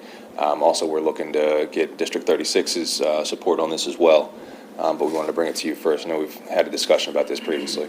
And usually, Shelley, you correct me if I'm wrong, but usually we have a series of bond bills, and so far, this is the only request that we have. That is correct. That has come to us. We were to have a public hearing a number of weeks ago, and we had 0 LBI request submissions. And sort of knowing that that was going to be a request of yours, I think we probably have a support letter, I think, prepared. Let's take this individually. Absolutely. Yeah. I'd like to make a motion that a letter of support be signed to accompany the Town of Rock Hall's legislative bond initiative requesting a 25% match funding for the pump stations 1, 2, and 3 replacement. Got a motion and a second. All in favor, say aye. Aye. All opposed, the ayes have it. Thank you, Commissioners. That's a huge help. The next one I'll talk about is legislative bond initiative support letter, something similar, a similar amount, $394,000. Now, this one is in relation to our water system. Now, our water system has got a lot of challenges. The preliminary engineering report we have really outlines a pretty holistic view of our water system. And one of the main challenges that we have is the filtration on the raw water side. So we've had 3 sand filters at the treatment plant, and they're way past their useful life. There's some photographs in some of the documents we've submitted showing just some real structural degradation inside those tanks, 0 media inside those tanks. They were not filtering anything at all. And so all of that makes it out into our distribution system and our water mains, and that causes a lot of our brown water and some discoloration, and obviously the residents aren't happy about it, and neither are we. So we took, again, one of those bite-sized approaches and decided to tackle that first. The overall recommendation from the engineering report was to get $22 million and replace the entire water treatment plant, add a new well, do VFDs at the wells, and replace our water mains. I would love to, but that's a challenge. But I think the biggest bang for our buck, being responsible fiscally to our residents, was to just replace or at least evaluate those filters. So we signed a contract for about, I believe, $96,000 with the company to bring in a temporary filter skid that we were able to hook up with hoses and do an evaluation on our existing filtration. We found that they are irreparable. And at that time, we ran into a situation, and this is why this is a little bit more time sensitive, where on a rental basis, every month, we would be charged right about $25,000 to continue to rent them. And we noticed a huge difference in our water quality just with those temporary filters. So in order to avoid that, we signed their proposal to, within 90 days, essentially purchase those filters that we currently had hooked up to our system and replace our existing filters. That put us in a little bit of a predicament where we didn't exactly have $394,000 to pay them, but they did give us 90 days to come up with the money. And so we've been, searching different ways and different funding, whether it be short-term through the bank or through these LBI. So we would really appreciate a letter of support for the LBI to, if we do have to get some kind of short-term funding, to then pay that off with a legislative bond initiative. But at the end of the day, that's probably a better funding source for us. But it's just the timing of this has been a real challenge for us. And the filtration system that you've rented up till now, and now you're going to buy it, is proven itself, and it's night and day. I'll tell you just anecdotally. For the first, I guess, I've been in office a year and a half. Constant calls and complaints, validly so. We're constantly chasing challenges with water quality. Over the last month or two has been the first time I've ever gotten compliments on the water, and I'm not taking credit for it. The whole team has done a wonderful job, but that really meant a lot to me, and kind of not only from a scientific standpoint when we showed a 95% reduction in dissolved iron in our water, but just from a resident standpoint, improving their lives to a noticeable point to where they reached out and said thank you for taking this first step in dealing with the water. So it's a noticeable difference. Kent County actually struggles with iron, and we've been through an issue with that at our landfill that we had to deal with, but that iron issue, if you don't have proper filters, I don't have to tell you that it doesn't work very well. It's a constant problem. So So is there a projection of a funding source that you may be able to tap into for this $394,595? No, sir. I think one of the challenges there is, unlike the LBI previous that we discussed, which we had applied for, we knew it was coming up, and we knew that was on our agenda. This was not planned. We did not know that the filters were in as bad a shape as they were. We knew they were bad, but we didn't know they were that bad. So we have not pursued, sometimes it can take funding a year or 2 years to materialize. We have no real leads. We're trying to figure this out as we go, but we know we need to stick with it. Now, you're asking for another letter, support letter, to send this to see if we can get bond money for this. Yes, sir. As well. I just got a couple of comments since this was brought to our attention. I, just in conversation, talked to some of the citizens in the Rock Hall area that's being serviced by the water, and all of them have noticed a difference, and I just was kind of digging around.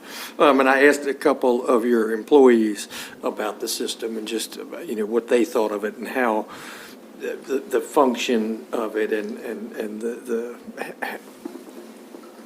hopefully the ease of being able to maintain the system. And all of which was pretty positive feedback. I just bring that, I want to say that only because I want the public to know that that we've reached out to some people and talked about that.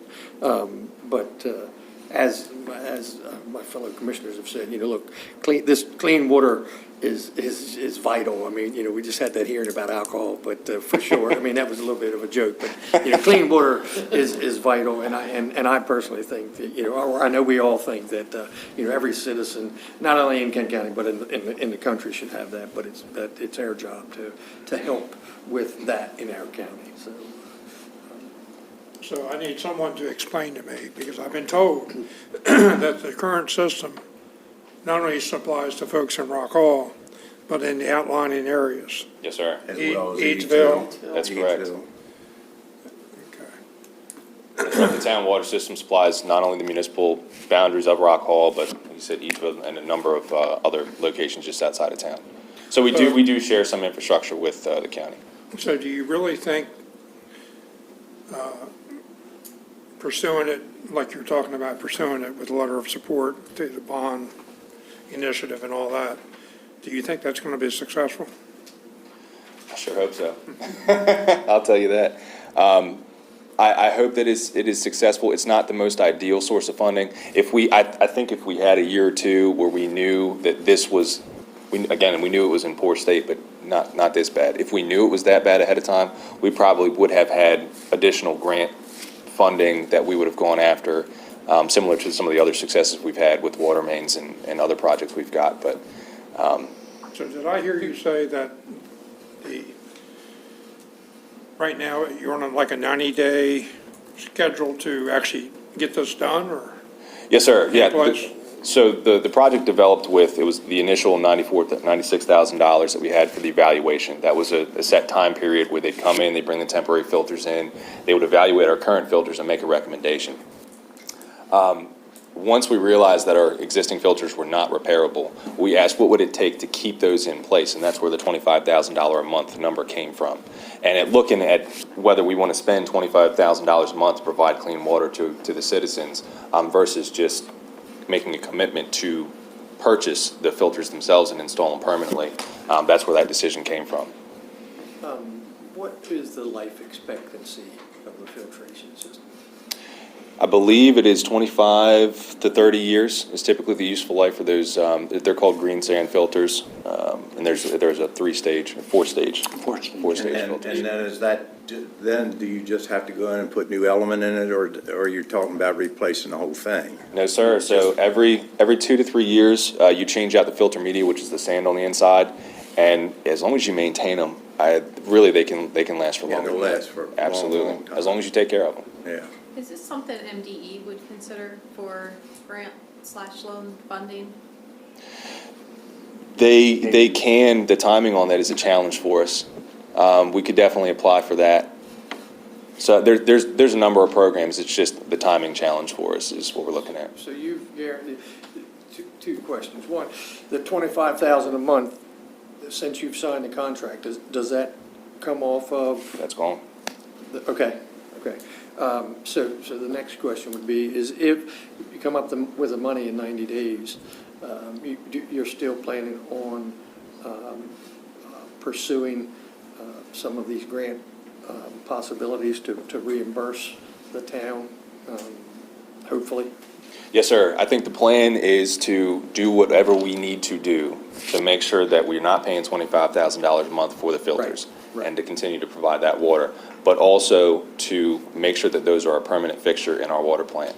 And if we have to get a loan, whether it's a commercial loan or whatever we have to do to make sure that that happens and that stays in Rock Hall, I think we're going to do that, and then we're going to look for more advantageous sources of funding to recoup that. Recoup, okay. I don't think we want to backslide. That's the whole deal. We've gotten to this point, and the iron has gone down, and the water quality is better. And we need to keep it up in the community for safety reasons also. Well, the county has an obligation to support our municipalities, our incorporated towns, and that's what I think we would intend to do. I'd like to make a motion that we offer the letter of support, and in no way should this be delayed in getting it repaired and up to par, so people have quality drinking water. And the county, whatever you don't receive in your efforts, the county will have your back. Now, we still want you to make a concerned effort a serious effort to go after the funding. But if you fall short, and in this day and time, we're seeing a lot of that, but we're not going to have people drinking bad water. At least not on my watch, and I believe my colleagues agree. We also have a consultant, don't forget, that is really an expert in water and wastewater issues, so we could certainly. Well, it's not a matter of what to do. They've done what they need to do. It's just a Right. matter of, it's finances. But our It's driving this consultant train now. also can navigate all of the applications. Oh, to continue to go after this money. I Yes. misunderstood you. I apologize. But I think what John's saying, and he said it very clearly, I believe, you continue to, if you're going to go try to get bond money. As Shelley pointed out, I think you ought to contact MDE and tell them just pursue every angle you can. Whatever you don't receive, we're going to make up the difference. That's huge. And that was a motion, by the way. That was the motion. I second the And motion. Albert seconds it, so got a motion and a second. All in favor, say aye. Aye. All opposed, the ayes have it. So you can tell them that you are gonna buy that thing, and we're gonna help you to some degree, which we don't know how much that is, because it's based on what you might get from other places. And we would do this for any of our municipalities, our citizens, if in fact they need it. That's beyond what I could have imagined. I really appreciate that. I think we've been kind of stressing out about it, but knowing what we have to do, but having you have our backs is amazing. So on behalf of all the residents of Rock Hall, we really thank you. We have the letters, those signed for that, for the bond, to go for the bond, and I'm sure we can get that we supplied the 36th district legislative district with those letters. So these letters will be going to the town of Rock Hall as support letters. We are not at this point, we don't generally send those support letters to the Right. delegation, is what I'm trying to say. Okay? So within the 90-day period, I would be surprised if you had any answers. Me too. That's what's going on in the back of my mind. We're going to work as hard as we possibly can, but that might be the situation. So legally, I guess the county, if they needed to, they could front the money to Rock Hall, and whatever you receive, you could give that portion back to the county. But that way, it wouldn't stall anything, wouldn't hold anything up. And In other words, if in 90 Right. days and you haven't heard back from the legislatures of whether you're getting any bond money or not, the county will front the money. And then if you get something, you can give us some of it, whatever you get back. So I would launch on the Crusade with the applications, because a lot of times they won't retroactively give you money. But, so I would launch on the Crusade for whatever application you can get in. We definitely, Mike Molds is available as well. Upper Shore Regional Council has money with, they have money to pay consultants to help navigate the application process, so feel free to tap into that.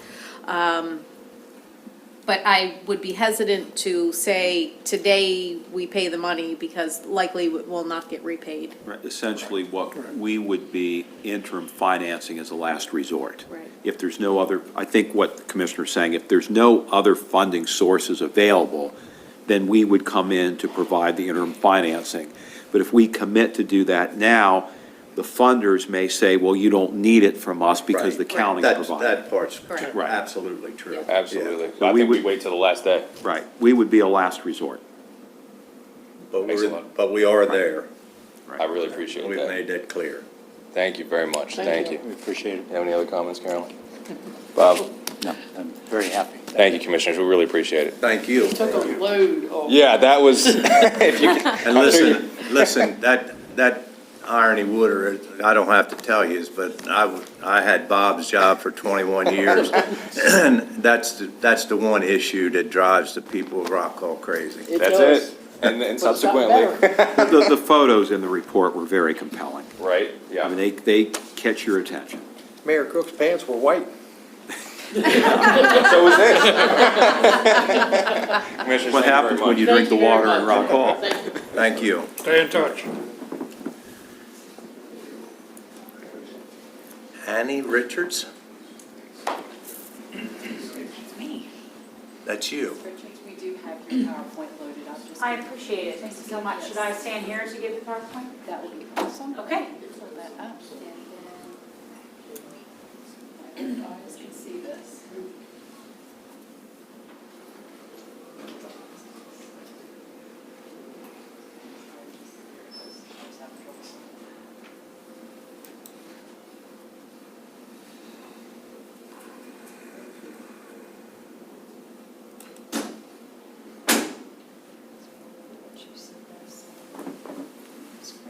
Oh, perfect.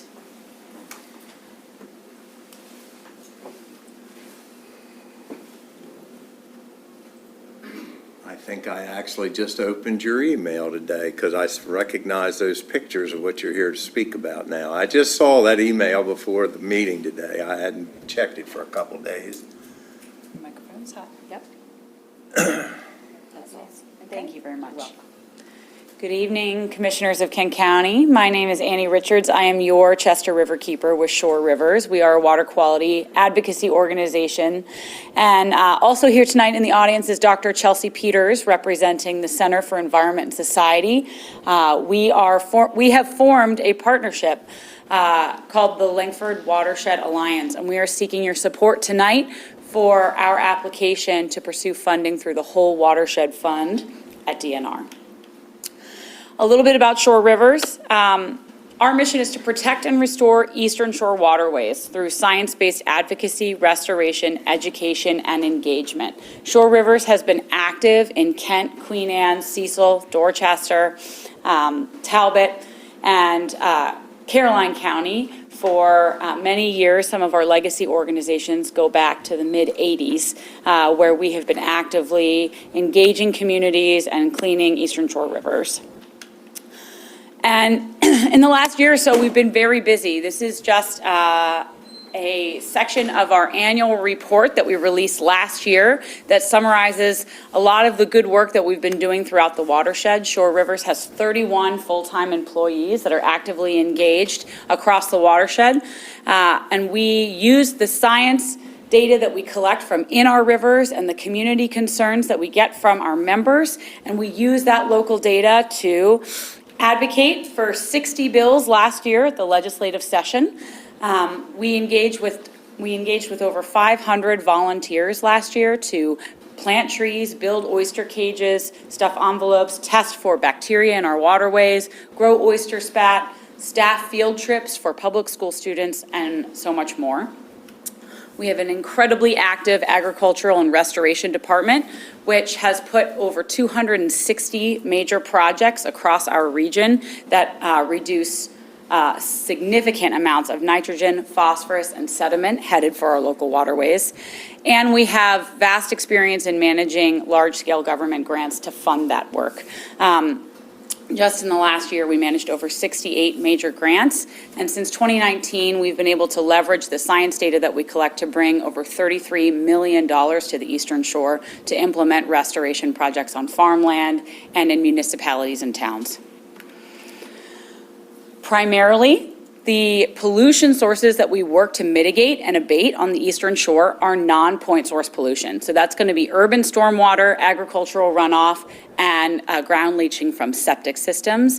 And we have vast experience in trying to mitigate those sources through behavior change, through legislative action, and through proactive restoration strategies.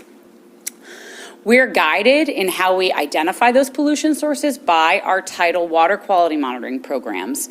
So on the Chester, I'm one of 4 river keepers at Shore Rivers. On the Chester, I monitor 14 sites from Crumpton all the way down through Rock Hall. I visit those sites twice a month, April through October, and I test for nitrogen, phosphorus, chlorophyll A, or small plant particulates, temperature, salinity, dissolved oxygen, and water clarity. We follow rigorous standards through the Mid-Atlantic Tributary Assessment Coalition, and we generate a health report card, and we share that out with government agencies, including Maryland Department of the Environment, Department of Natural Resources, and it helps inform Maryland's integrative report and the Chesapeake Bay Program's restoration strategies. Every year, we also generate a Bay Health Report Card for our rivers that we serve, and we use that to engage our communities to learn the health and state of their river and what they can do to make a difference. It also helps focus our restoration strategies. As you can see, this is a heat map that's displaying the Chester River's grade from 2023's tidal data, and green is very good. Red is very poor, and you can see that the 2 tributaries on the Chester River that are struggling the most are the Corsica River and Langford Creek. Is there a reason? Do you have an explanation for that? Yes, I'm gonna go that's into, next yes. slide, sorry. Oh, yes, we're just getting into it. So, I'd like to just kind of dive into what that data means a little bit here. So, you can see when you look at this chart, across the top of the chart from left to right, you can see the various parameters that we sample for. So dissolved oxygen levels. We want lots of dissolved oxygen in our water. That sustains habitats and fisheries. So green is good there. Nitrogen and phosphorus are, of course, nutrients that when we have too much of those in our river, it causes algal blooms. When those algal blooms prosper and then die, it removes oxygen from the natural ecosystem that impacts fisheries and the health of the overall waterway. I also want to make the point that, and I'm not sure I want to make the point that if you look at phosphorus, clarity, and chlorophyll A across all of our different tributaries that we sample, and just for your reference, where it says Chester at the top, that's all of our scores averaged together for the overall health of the Chester, and then below that, it's broken down into various tributaries that feed into the Chester. You can see that phosphorus, clarity, and chlorophyll A all seem to be kind of those poorer scoring parameters. That's because phosphorus cannot move into a waterway without being bonded to a solid, a sediment.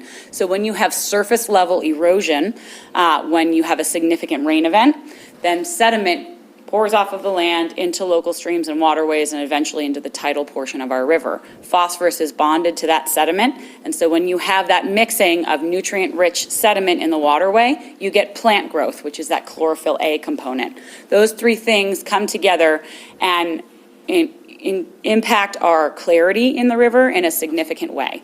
When you're impacting clarity, that means that our submerged aquatic grasses aren't growing. That's a natural way that we instill dissolved oxygen into the ecosystem.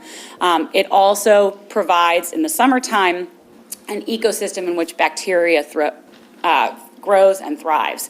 So when we do have fecal bacteria entering our waterways through whether it's natural or unnatural sources, it is then entering an environment that can grow and thrive because you have warmer waters and sediment-filled waters.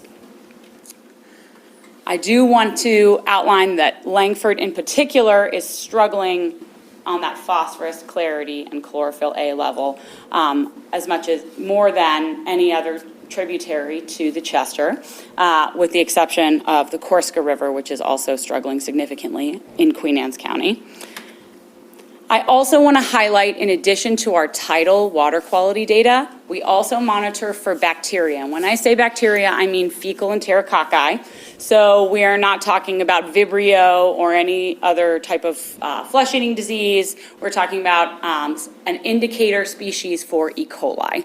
And so Shore Rivers monitors for fecal enterococci Memorial Day through Labor Day, weekly, every Thursday. We process water samples that volunteers bring to our lab in-house, and then we have those results ready on Friday afternoon so that residents have the most recent bacteria scores in time to recreate on our waterways over the weekend.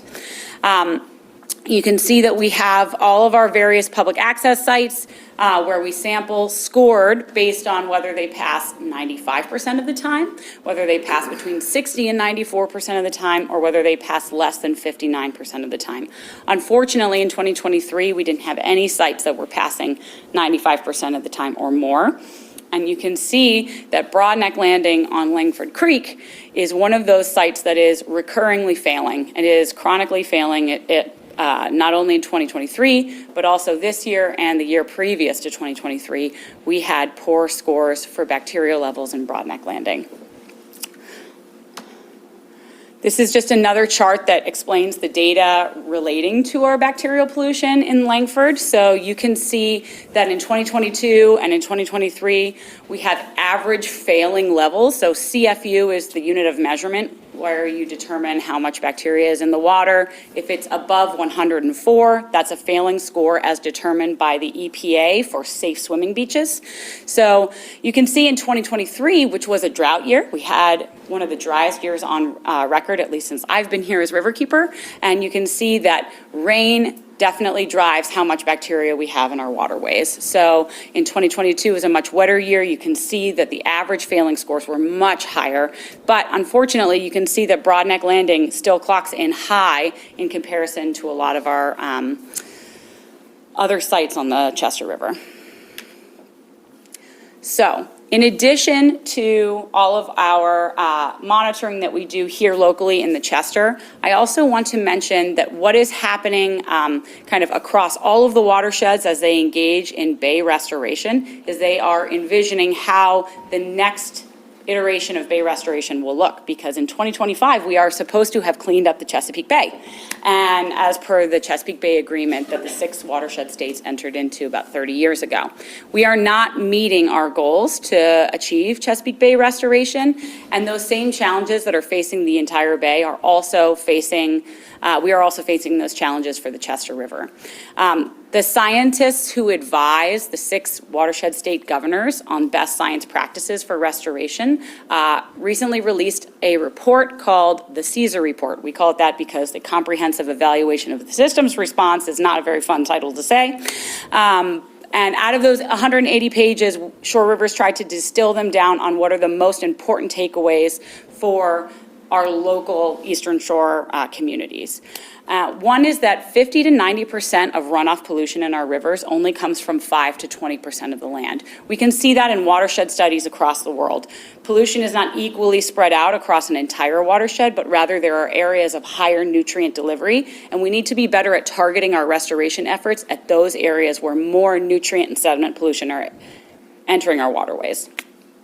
Non-point source pollution, like agricultural, septics, and urban stormwater, is the last and largest obstacle to meeting our restoration goals bay-wide. That's the same for the Chester because, of course, much of our land is non-point source here.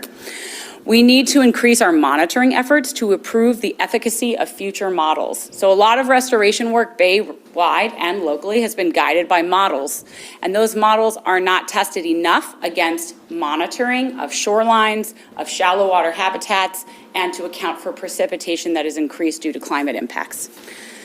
So we need more of that so that we can build better models to help guide our restoration. And then restoration practices cannot keep pace with the imbalance of nutrients introduced to a watershed. What that means is we can put a lot of restoration practices in on our land, but if we are always forever increasing the amount of nutrients we are introducing to our watershed, we're going to be in this cycle that never keeps up. Finally, incentive and voluntary programs are not enough to mitigate pollution sources. So our incentive programs that are available for incentivizing behavior change, that's the challenge with non-point source pollution, is that type of pollution is the result of millions of individuals and how they behave, how their industries work. And we currently incentivize those to work differently, and we need to evaluate those incentive programs to see how we can get more stakeholders to come to the table and elect to change their behavior to tackle this big issue.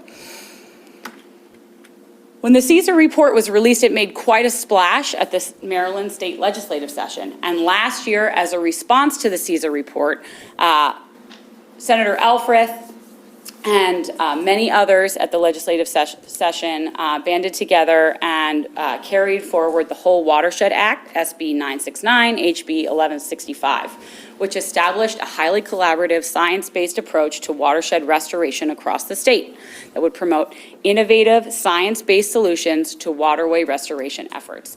This Act created a grant fund to be housed within Department of Natural Resources that is a direct response to the CESAR report's recommendations and seeks to pilot projects that will address multiple restoration and conservation benefits, including water quality, increased public access, wildlife habitat, fisheries improvement, environmental justice, and climate resiliency.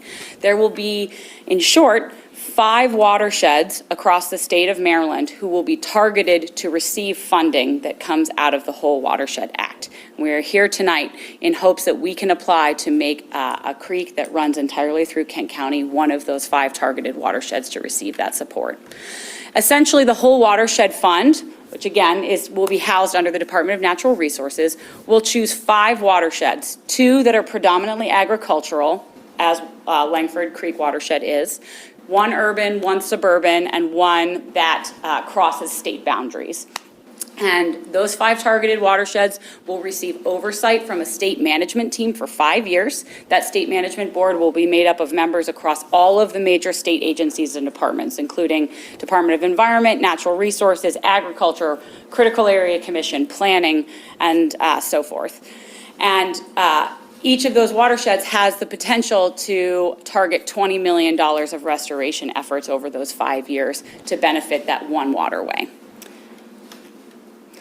And so tonight, the Langford Watershed Alliance is here because we are interested in rapidly restoring and enhancing water conditions and near-shore systems health for Langford Creek. We are looking for homeowners, landowners, and farmers who are willing to partner with us and implement best practices on their land, whether that be riparian tree buffers, grass buffers, innovative on-farm practices, septic system upgrades, public access opportunities, boater education, oyster restoration, targeted submerged aquatic grass plantings.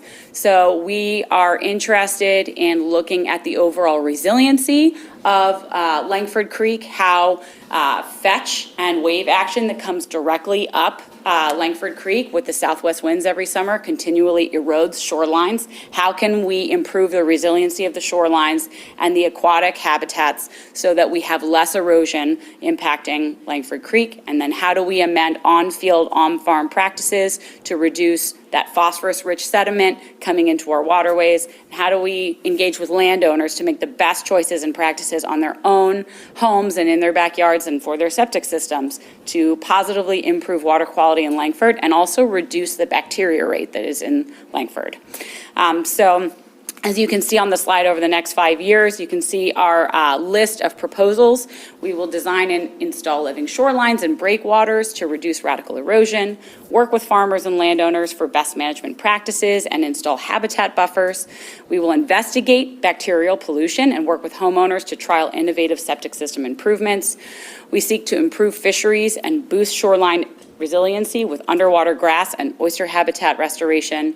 And we would also like to explore public access improvements and opportunities and engage boaters in best practice to reduce wave action. all of these will help us achieve our goal that has been set forth by the Department of Natural Resources through the Whole Watershed Act, but we also hope that this will accelerate the county's success in achieving its WIC goals for bay restoration. And so how can the commissioners help us tonight? The first and most important thing is you can sign a letter of support.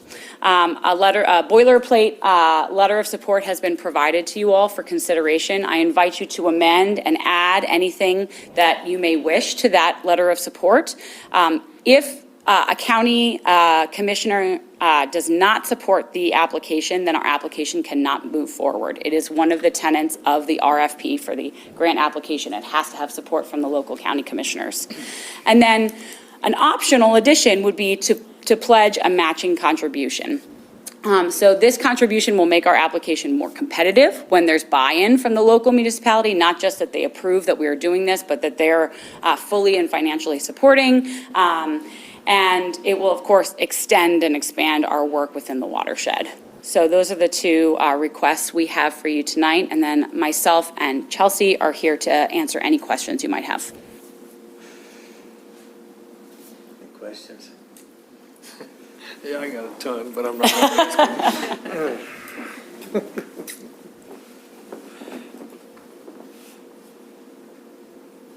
How about giving us some time to look over this? When do you need your? Yeah, when do you need your? November 30th. So the grant application is due December 4th. I don't mind signing, a letter of support. I don't know about, look, this whole, and the Chesapeake Bay and the tributaries are just the lifeblood of this county, this community, almost to a certain degree myself, and I think I can speak for these two guys. But there has been an awful lot of money thrown at the Chesapeake Bay, and you just showed the grades that we're still getting. It just baffles my mind that we're not, that it's not doing a better job. And personally, I think, and I don't know how much that dam up there affects the Langford Creek, but I know that it affects the Chesapeake Bay, and it's not a fight, not worth fighting. I'm not saying that at all, but please don't take that the wrong way. But my way of thinking and just reading this, not necessarily diving into it, that some of these numbers are pretty lofty, and the county's got a lot of things looking at it. I don't know that we could commit to, some of these numbers that. Oh, to be clear, we're not asking, any of the numbers that we threw out tonight is purely for the grant application. Right. So, the county, some of the ways that the county could financially support this and use that match as leverage would be, for example, Shore Rivers currently monitors for bacterial levels in Langford. And so if the county were to sponsor the site that we monitor in Langford, that is a match. That's a small contribution that the county could make, but it's something that contributes to this grant and it shows investment. So sponsoring a water quality site for Langford costs $640 a year. To sponsor bacterial investigations where we're taking source tracking samples across the entire watershed might cost something more in the range of $5,000 to $10,000. So it's not that you have a certain percentage match that the county would have to consider to be competitive, but it is the idea that if the county is investing in the water quality research or the public access improvements or outreach to the local marinas. There are lots of different ways that the county can show that they're supporting this initiative, and that would be something that we could talk about.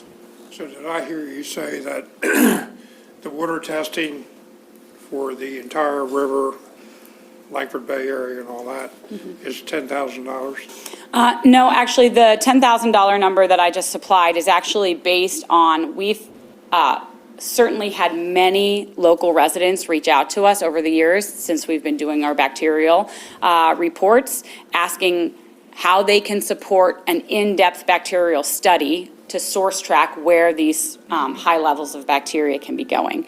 And in those proposals that we've put forward, based on how many samples we would need, the lab fees and such, it comes to between $8,000 and $10,000, depending on the size of the tributary. I actually just happened to put a proposal together for Langford for a community that was concerned and interested. And so that $8,000 to $10,000 is very accurate for Langford Creek. And that would provide funding that would allow for several years of investigation up each fork and at various tidal cycles, and for not only bacterial levels, but also for different wastewater indicators. So an innovative way that folks are trying to source track bacteria that could be coming from septic systems is by testing the water for sucralose, which is a natural sweetener, and our bodies don't process it. And we don't feed it to other animals, so it can't, if it's in the water, it's not an indicator of another animal source that's contributing that enterococci. So there are different things that Shore Rivers and Langford Watershed Alliance could engage in to start to track that bacterial source, which is, of course, a human health concern for those who recreate in our waterways. And that would be a way that could support the local community, and that's a funding source that we can leverage as match to support a grant application like this.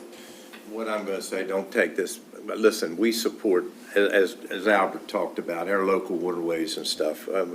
This whole county revolves around that stuff. The seafood business, the agriculture, we've been dealing with, myself, I've been dealing with that, with the bay cleanup and all that for my entire life. I've seen so many things that are ignored on a large scale, like the Conowingo Dam that Albert was referring to, which is the biggest polluter of the Chesapeake Bay every time we have a rain. Talking about growing oysters, the state of Maryland done away with the best oyster program that worked here for 46 years. We've seen so much that's on a large scale. Now, myself, I'm more than happy to sign your letter and to help to do what we can here. But I think he and I and John, I don't want to speak for them, I'm speaking for me. We've seen a lot of mistakes that's took place over the years that people seem to just want to ignore. And there's no question that they're detrimental to the bay. Baltimore County doesn't even have a wastewater treatment plant. It all goes to Baltimore City. And I'll give you a month to show me something that's working good over there. Back Creek, Back River, and them places have been constantly polluted where the homeowners and stuff see it floating all over. Some of that stuff really needs to have something done. And it really bothers us when we're trying to do little things like this, which could make some difference.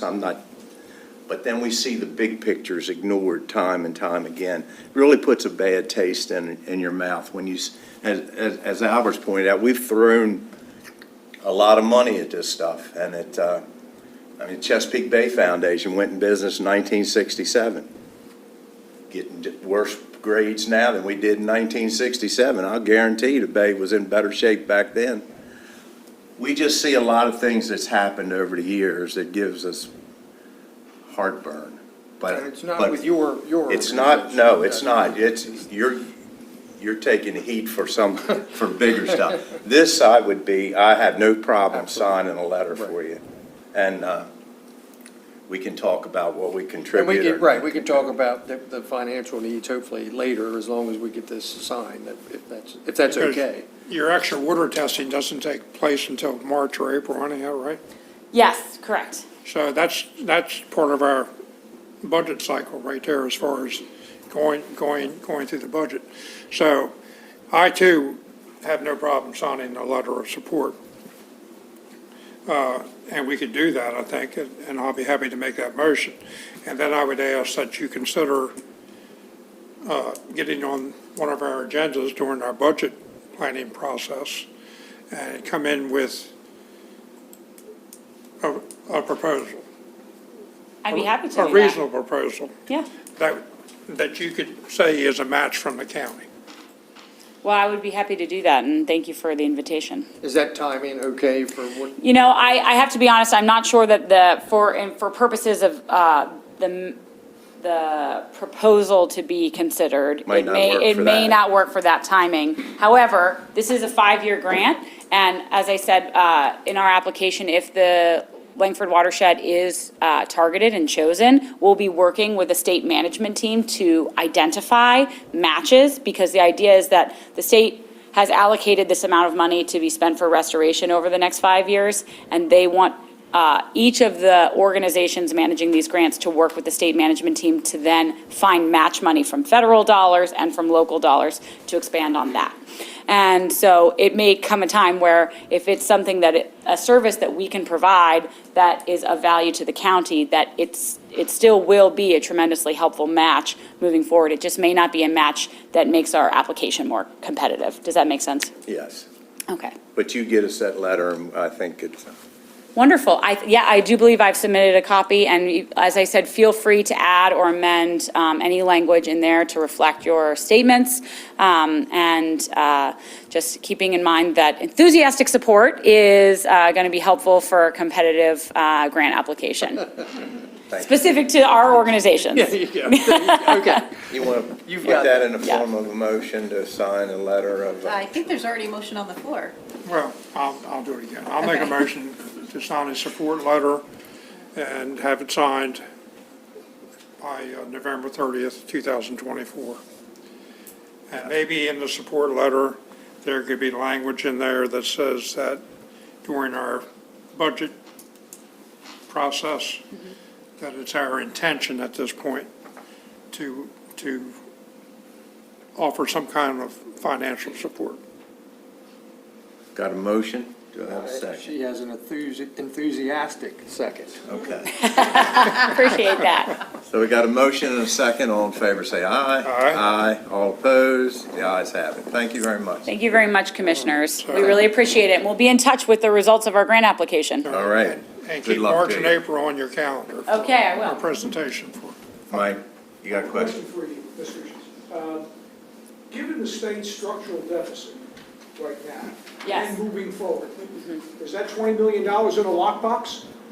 So, if we could get into the nitty-gritty of the legislation, but essentially, the legislation that passed last year is targeting and appropriating dollars that are currently in play for existing funds. So this did not create a new budget line item, and what that means is, Maryland Department of Agriculture has access to the DNR Trust Fund to fund their cost share programs, which fund cover crops and grass buffers and trees being planted on farmland. And the Bay Restoration Fund has funding allocations for septic system upgrades, wastewater treatment plant upgrades, and also cover crops for farmland. If we are to win this designation, a lot of the funding comes to the table from those already allocated funds. And here's already allocated, and here's the difference.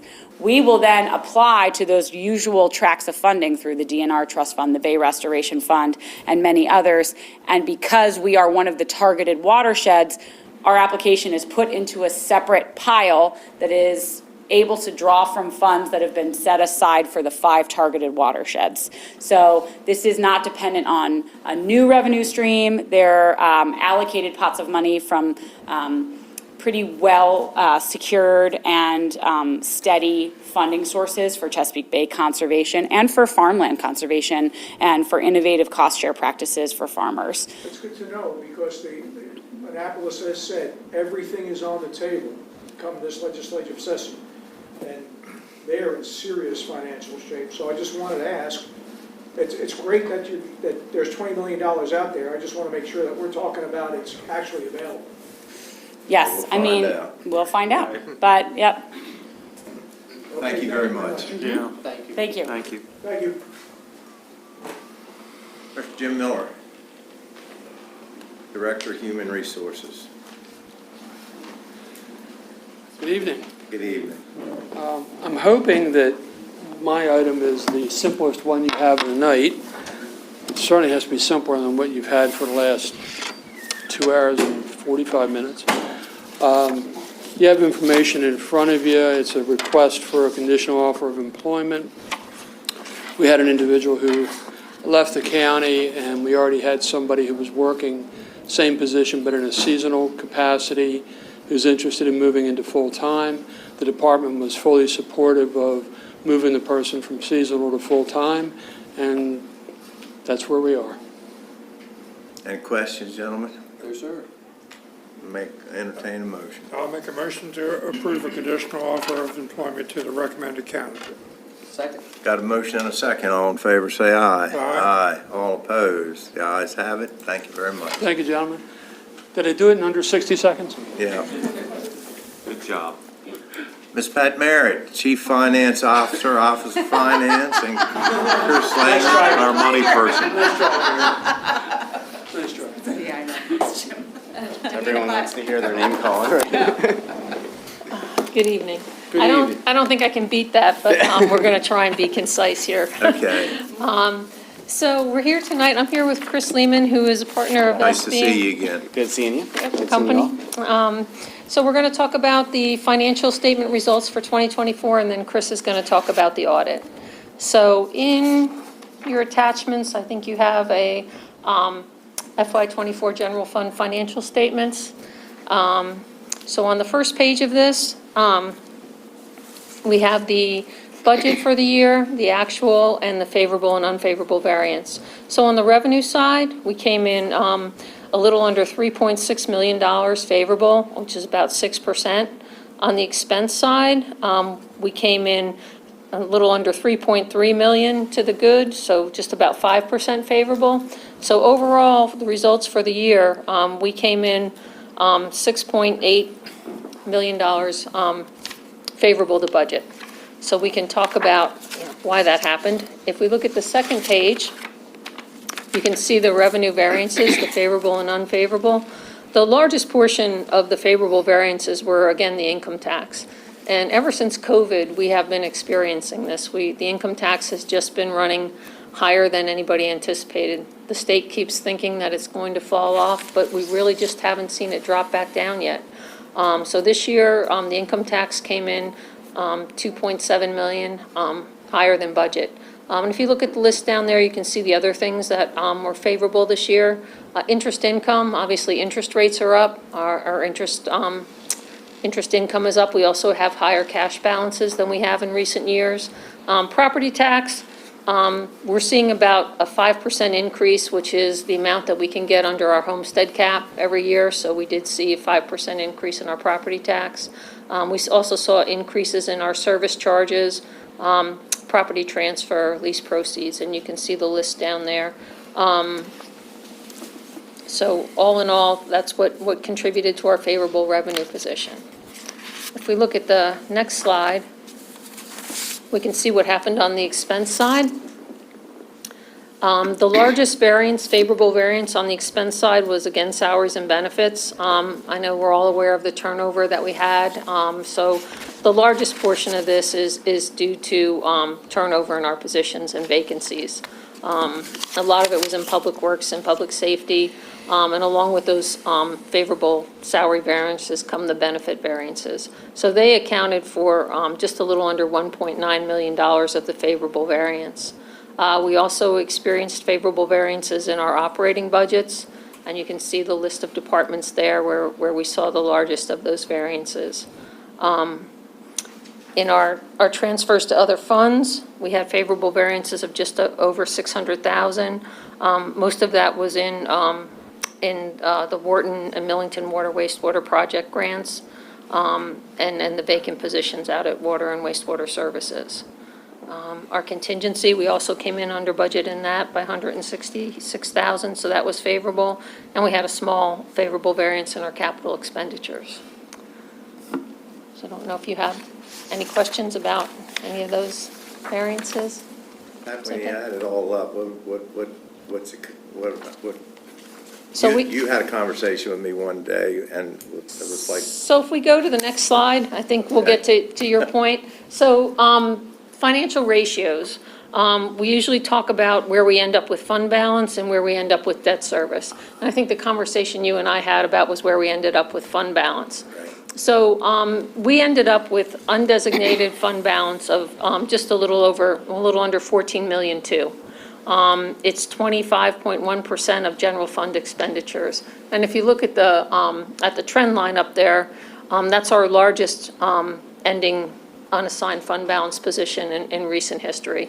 And again, that's due to all the favorable variances. So if we took that 14 million too, and we usually like to keep 7.5% in reserves, if we took that 7.5% out of that, we have about $10 million over what we normally would keep in reserves. So I think it's time to maybe, we have several large capital projects on the table in recent year, in the upcoming years. We may want to think about earmarking some of those dollars for some of those capital projects. It would go a long way. Pat, if I'm not mistaken, that's way more than we've ever had.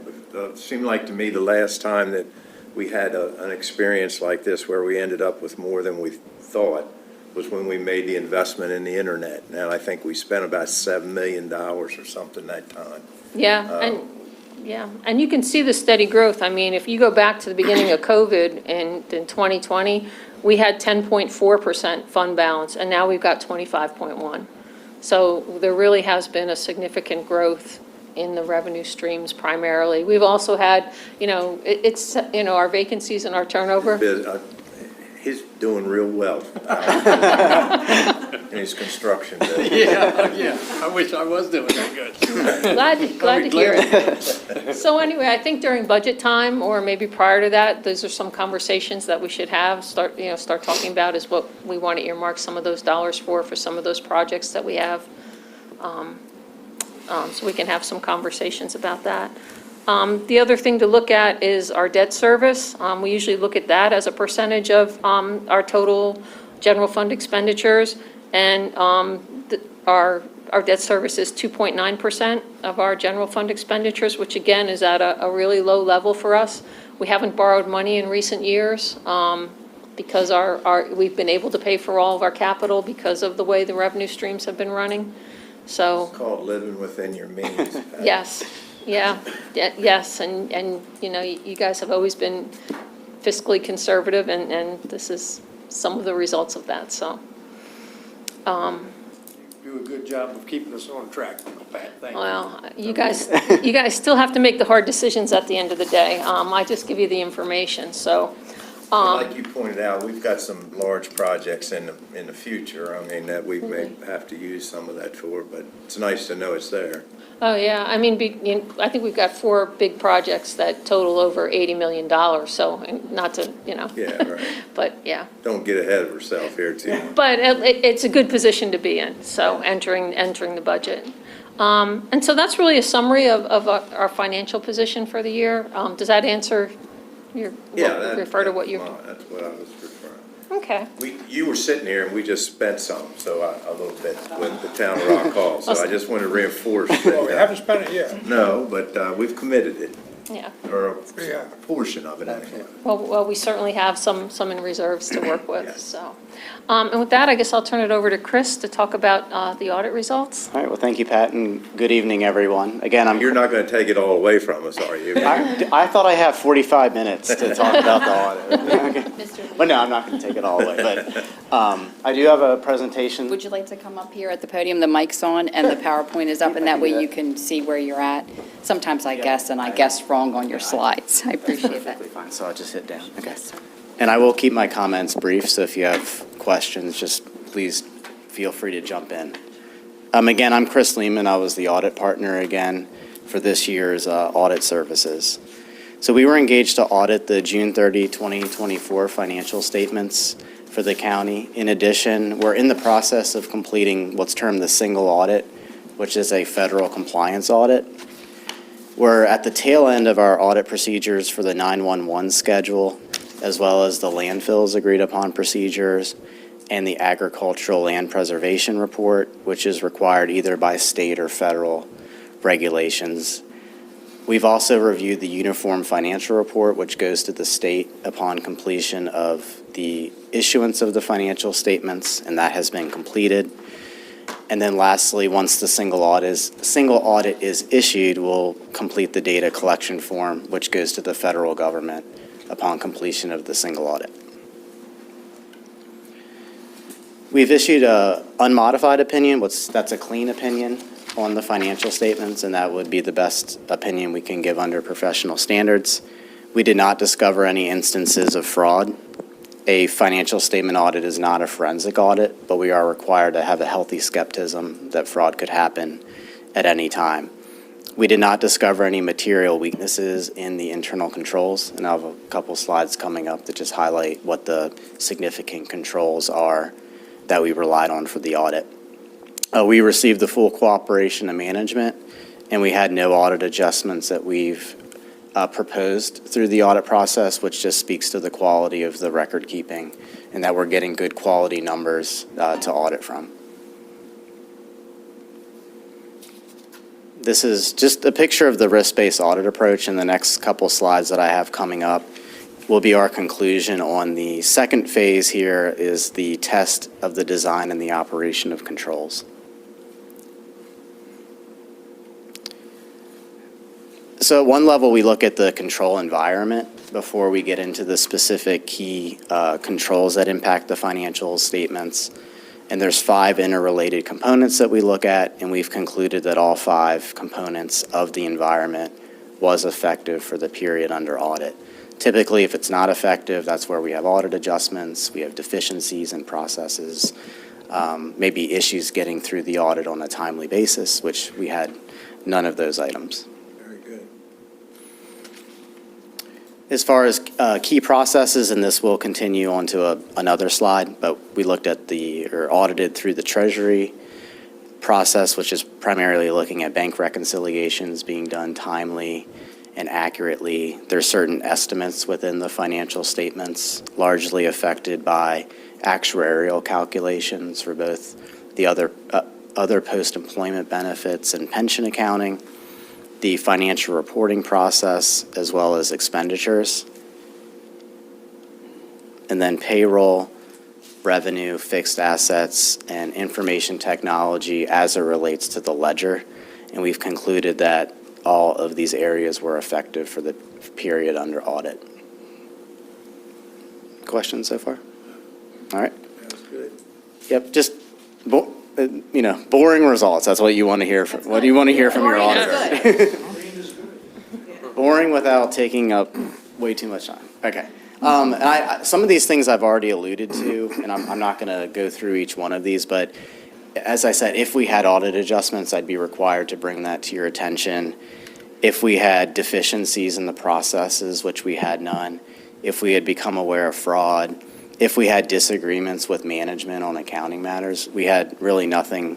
We have nothing of a negative nature that we need to bring to your attention through the audit process.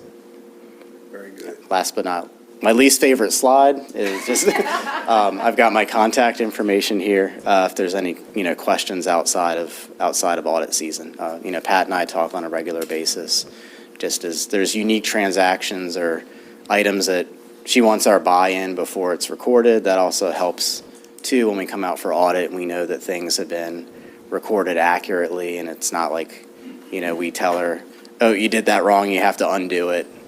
So my contact information's here as well. Very good. Thank you. Okay? Thank you very much. Yep.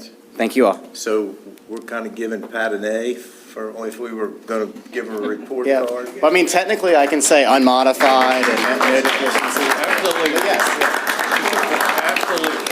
And It's I a would good have report, to though. just say, it's not me. There's a whole team of people upstairs Well, that that do goes this without work. saying, And right. it takes about 3 months out of the year. So I am blessed to have a very efficient, productive staff, and they work their tails off during and the I'll be audit season. I'll be so. first to admit, audits are annoying by nature. I understand. Thank you. Thank you very much. And Thank you. that's all we have. Thank you for the good news.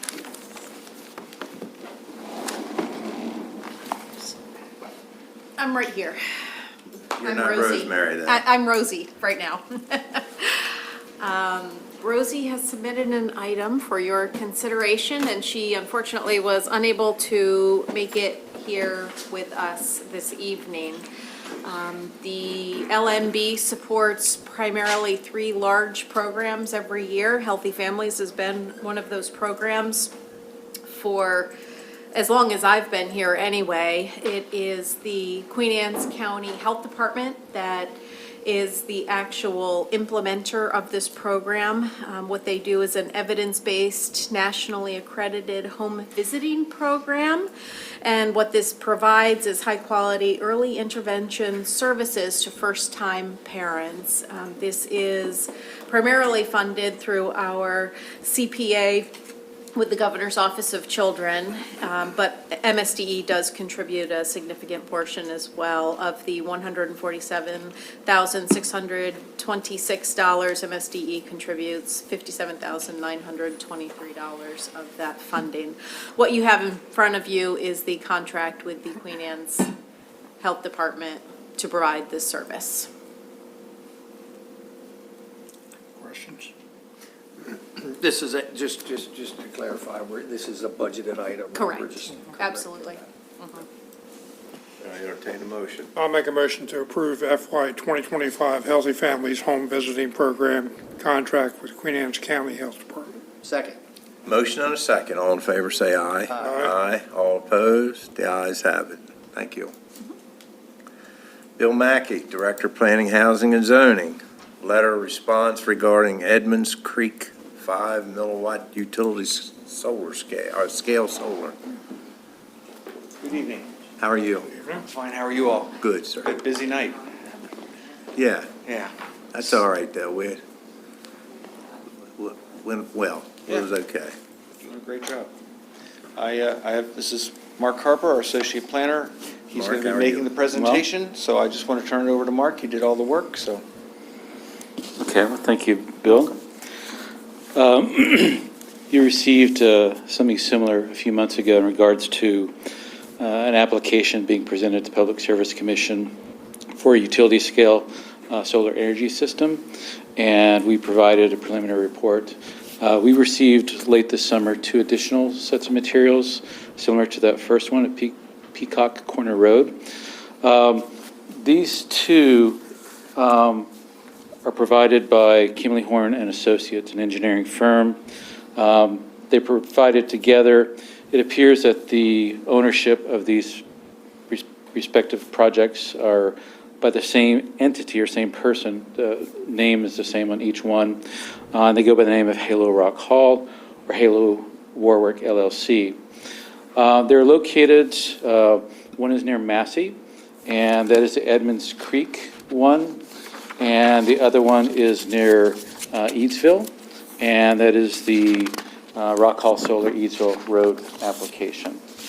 We received the material that comes in the form of an environmental review document, an ERD, which is comprised of quite a bit of material from a concept plan, which is a visual representation of what they're wanting to present or what they're proposing, as well as a glint and glare analysis, forest stand delineation, a variety of reports or assessments related to state and requirements and such.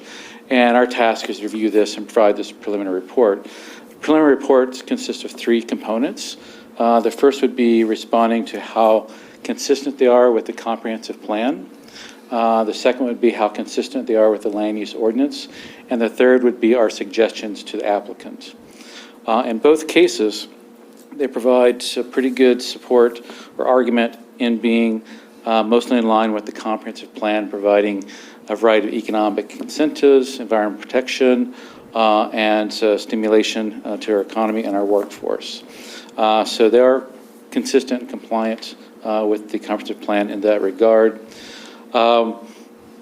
In both cases, they are proposing to install utility-scale solar energy systems in the AZD district. The first one at Edmonds Creek Solar near Massey, it's currently under 3 zoning districts. One is the AZD, and the other is industrial, and there's a small portion which is an employment center.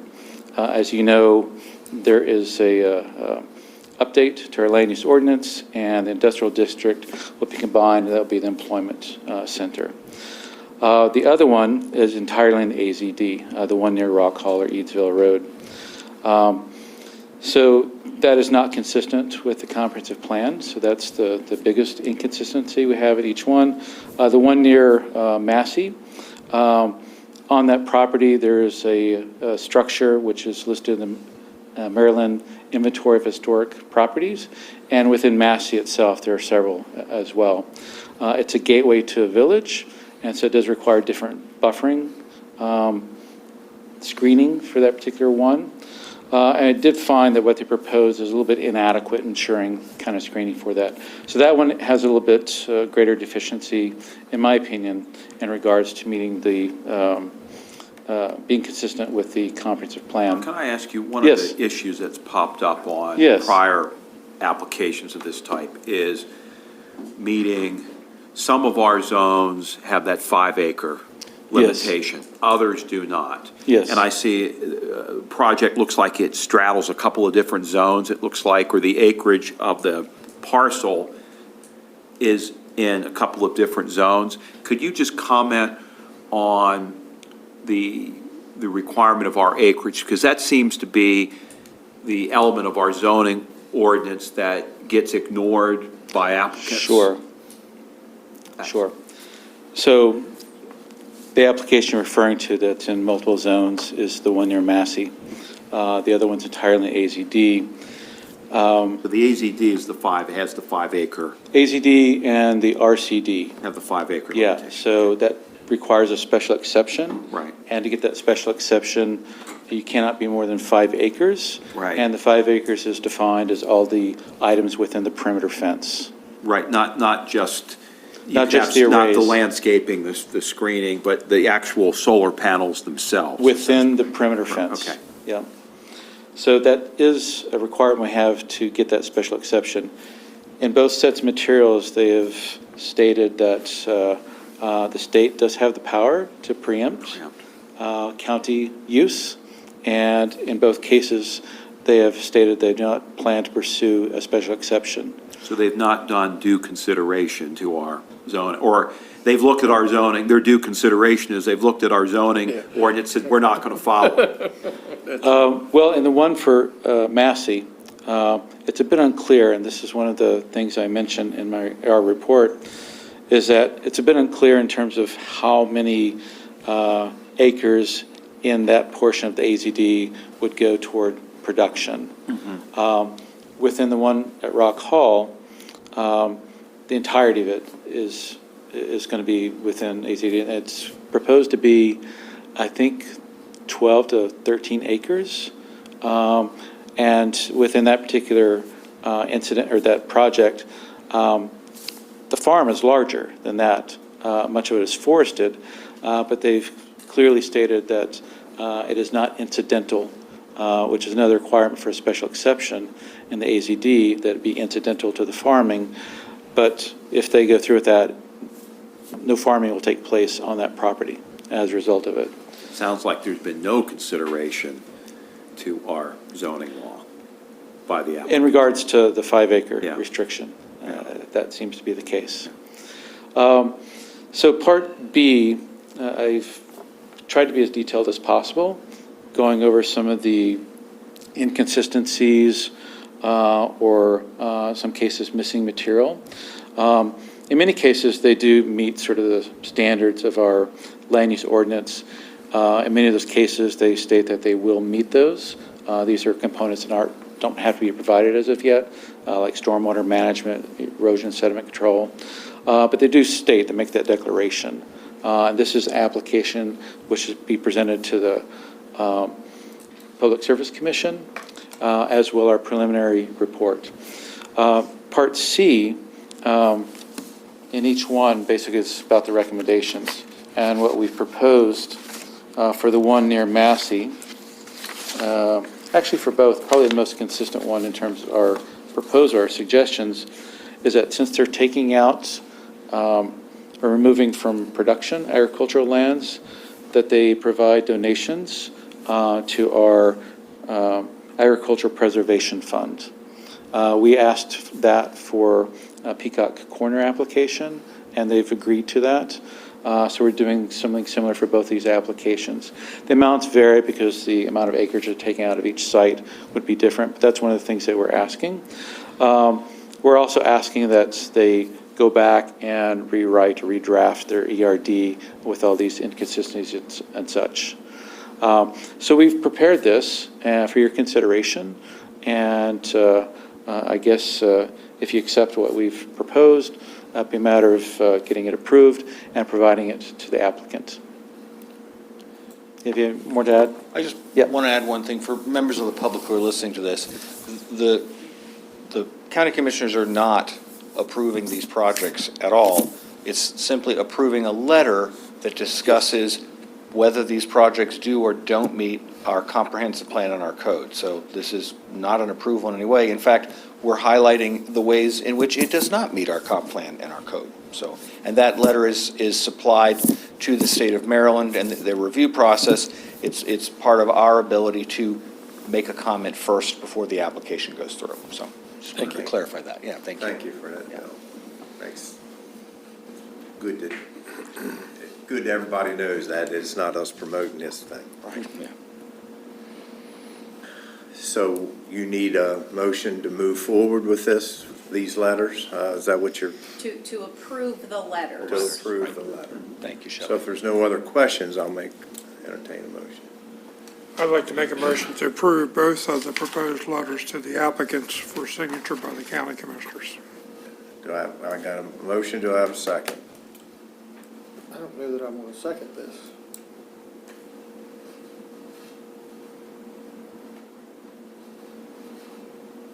No, second, you can. You want to tell me why? Not that you have to, I'm just No, no, curious, no, maybe yeah, I don't yeah. understand. Well, maybe I don't understand all of this either. Well, why didn't Ronnie second it? Then we can have a discussion. Okay. I'll second it. Okay. So I got a motion and a Yes. second. I'd like- And then I'd like to maybe know you- too, 'cause right, and then maybe you might- I was just withdraw going to say, the what you're doing is, you're authorizing him to present his opinion as to whether or not this fits our zoning laws or how it fits it. It's not an endorsement either way of the project. It's certainly not an endorsement. Correct, of the because he's project. opining that it doesn't If I understand fit it our right, zoning Right. laws. They've made an application to us for these two places, and we're sending a letter back saying why it doesn't. They're in the process of making the application. This is like a Right. pre-application letter. And we're putting them on notice that they have shortcomings. Correct. And they're required, they're required to come to, under the Code of Maryland regulations, they're required to come to us to ask for this letter. We provide it.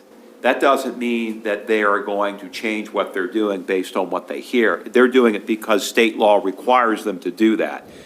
Right. Their position is, they're doing this because they're required, but because of preemption, they don't have to follow our law, and they're not, my belief is, they're not planning on following it, because if they were, they would have applied for a special exception. And And the in fact, reason- they've told you they're not going to apply for a special exception. And the reason, you heard me, Commissioner Price, you look at me funny, they would probably dispute the fact that there's shortcomings. They don't think that there are shortcomings, they're just making application. We're telling them where they don't, where Yeah. they're not meeting our goals in the comp plan and our land use. Okay. Right. We're not endorsing the project in any way by doing this. We're simply authorizing planning department to send out this opinion that they're obligated to respond. Well, I mean, the applicant's obligated to come to them for the opinion. They're obligated to give their opinion. They presented to you what their opinion is, and they're asking you to give them authorization to make that opinion, because the opinion is the county's opinion, and they're acting as agents of the county and giving that opinion, so you have the ultimate say as to whether or not this is going to be the opinion. I think, did I get that? Correct. Yeah. That's my But the opinion. opinion is, as presented, is not endorsing the project. Correct. It is simply outlining where it does and does not meet with our. Kind of like who's on first. Yeah, well, a little bit. It's a little clearer now. Yeah.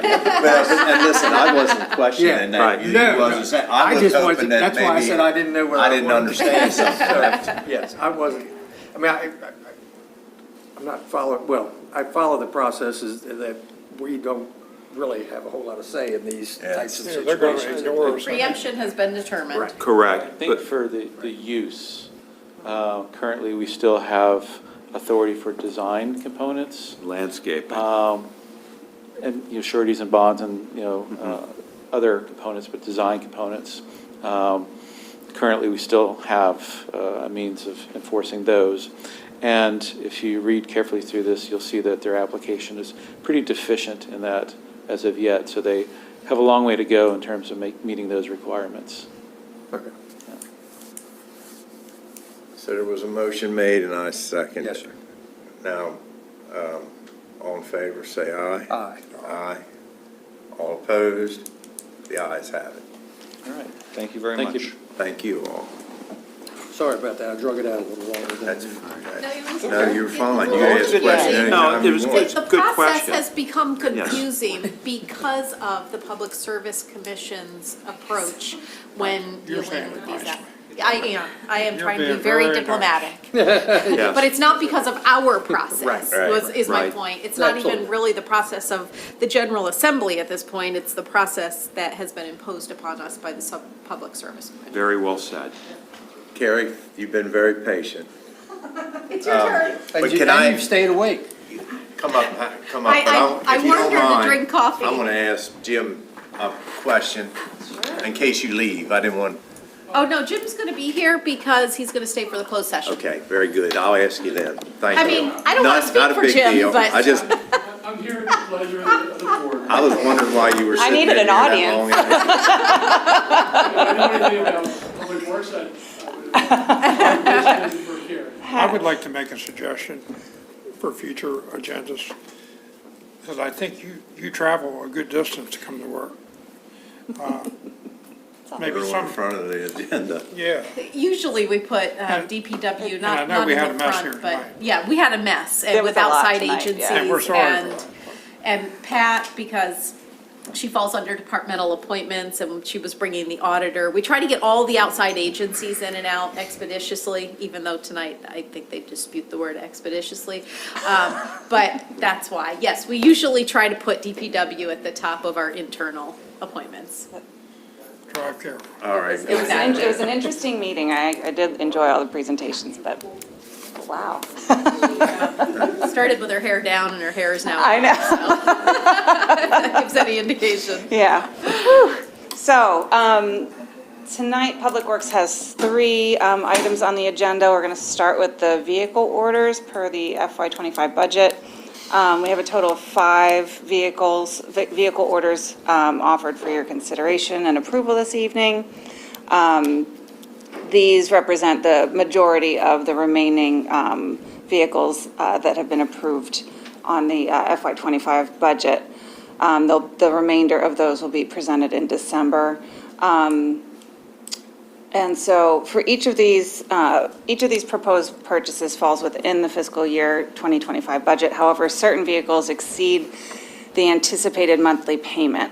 I note that because there is a savings for these vehicles compared to the FY25 budget. The county will have the opportunity to make an additional down payment toward vehicles in order to reduce monthly costs. However, the exact amount of the funding that will be available for potential down payments is currently unknown, as it is a function of the final price of the vehicles as well as the timing of the deliveries, as we don't start payments until we receive delivery of the vehicles. That sounds all very convoluted.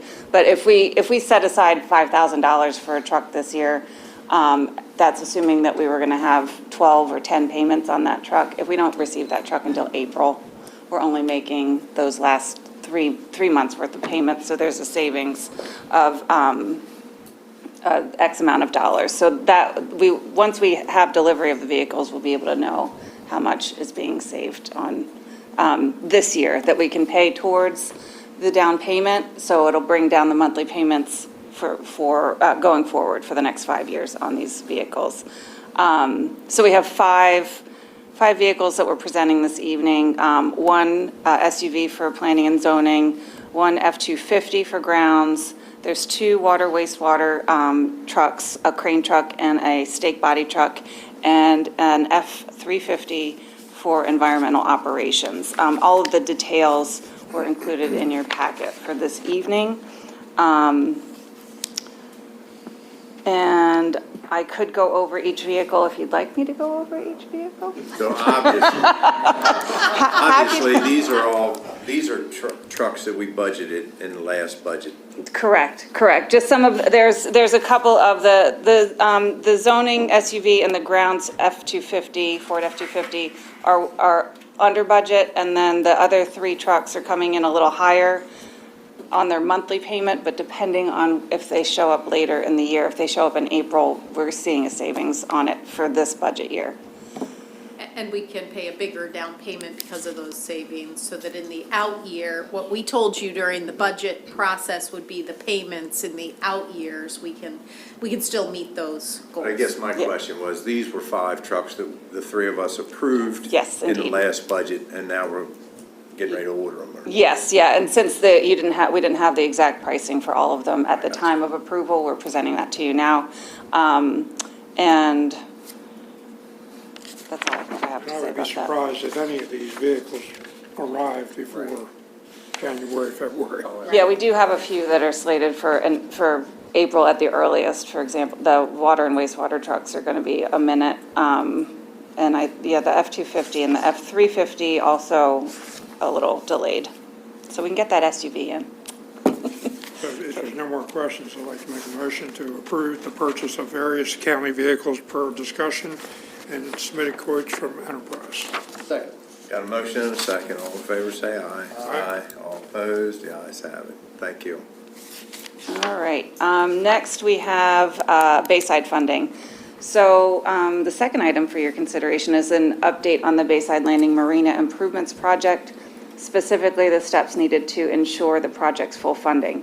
So the bids for Bayside Landing Marina Improvements Project were received on November 6th of this year. 3 bids were submitted, with Schweitzer Marine LLC providing the lowest bid at $1,794,520.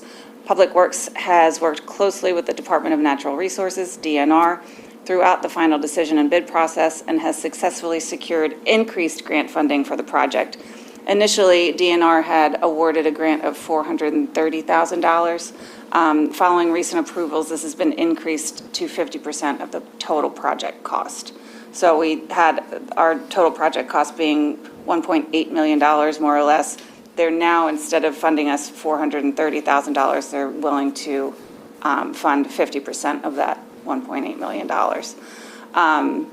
So bringing their total contribution to $936,410. So this represents an additional $506,410 in grant funding.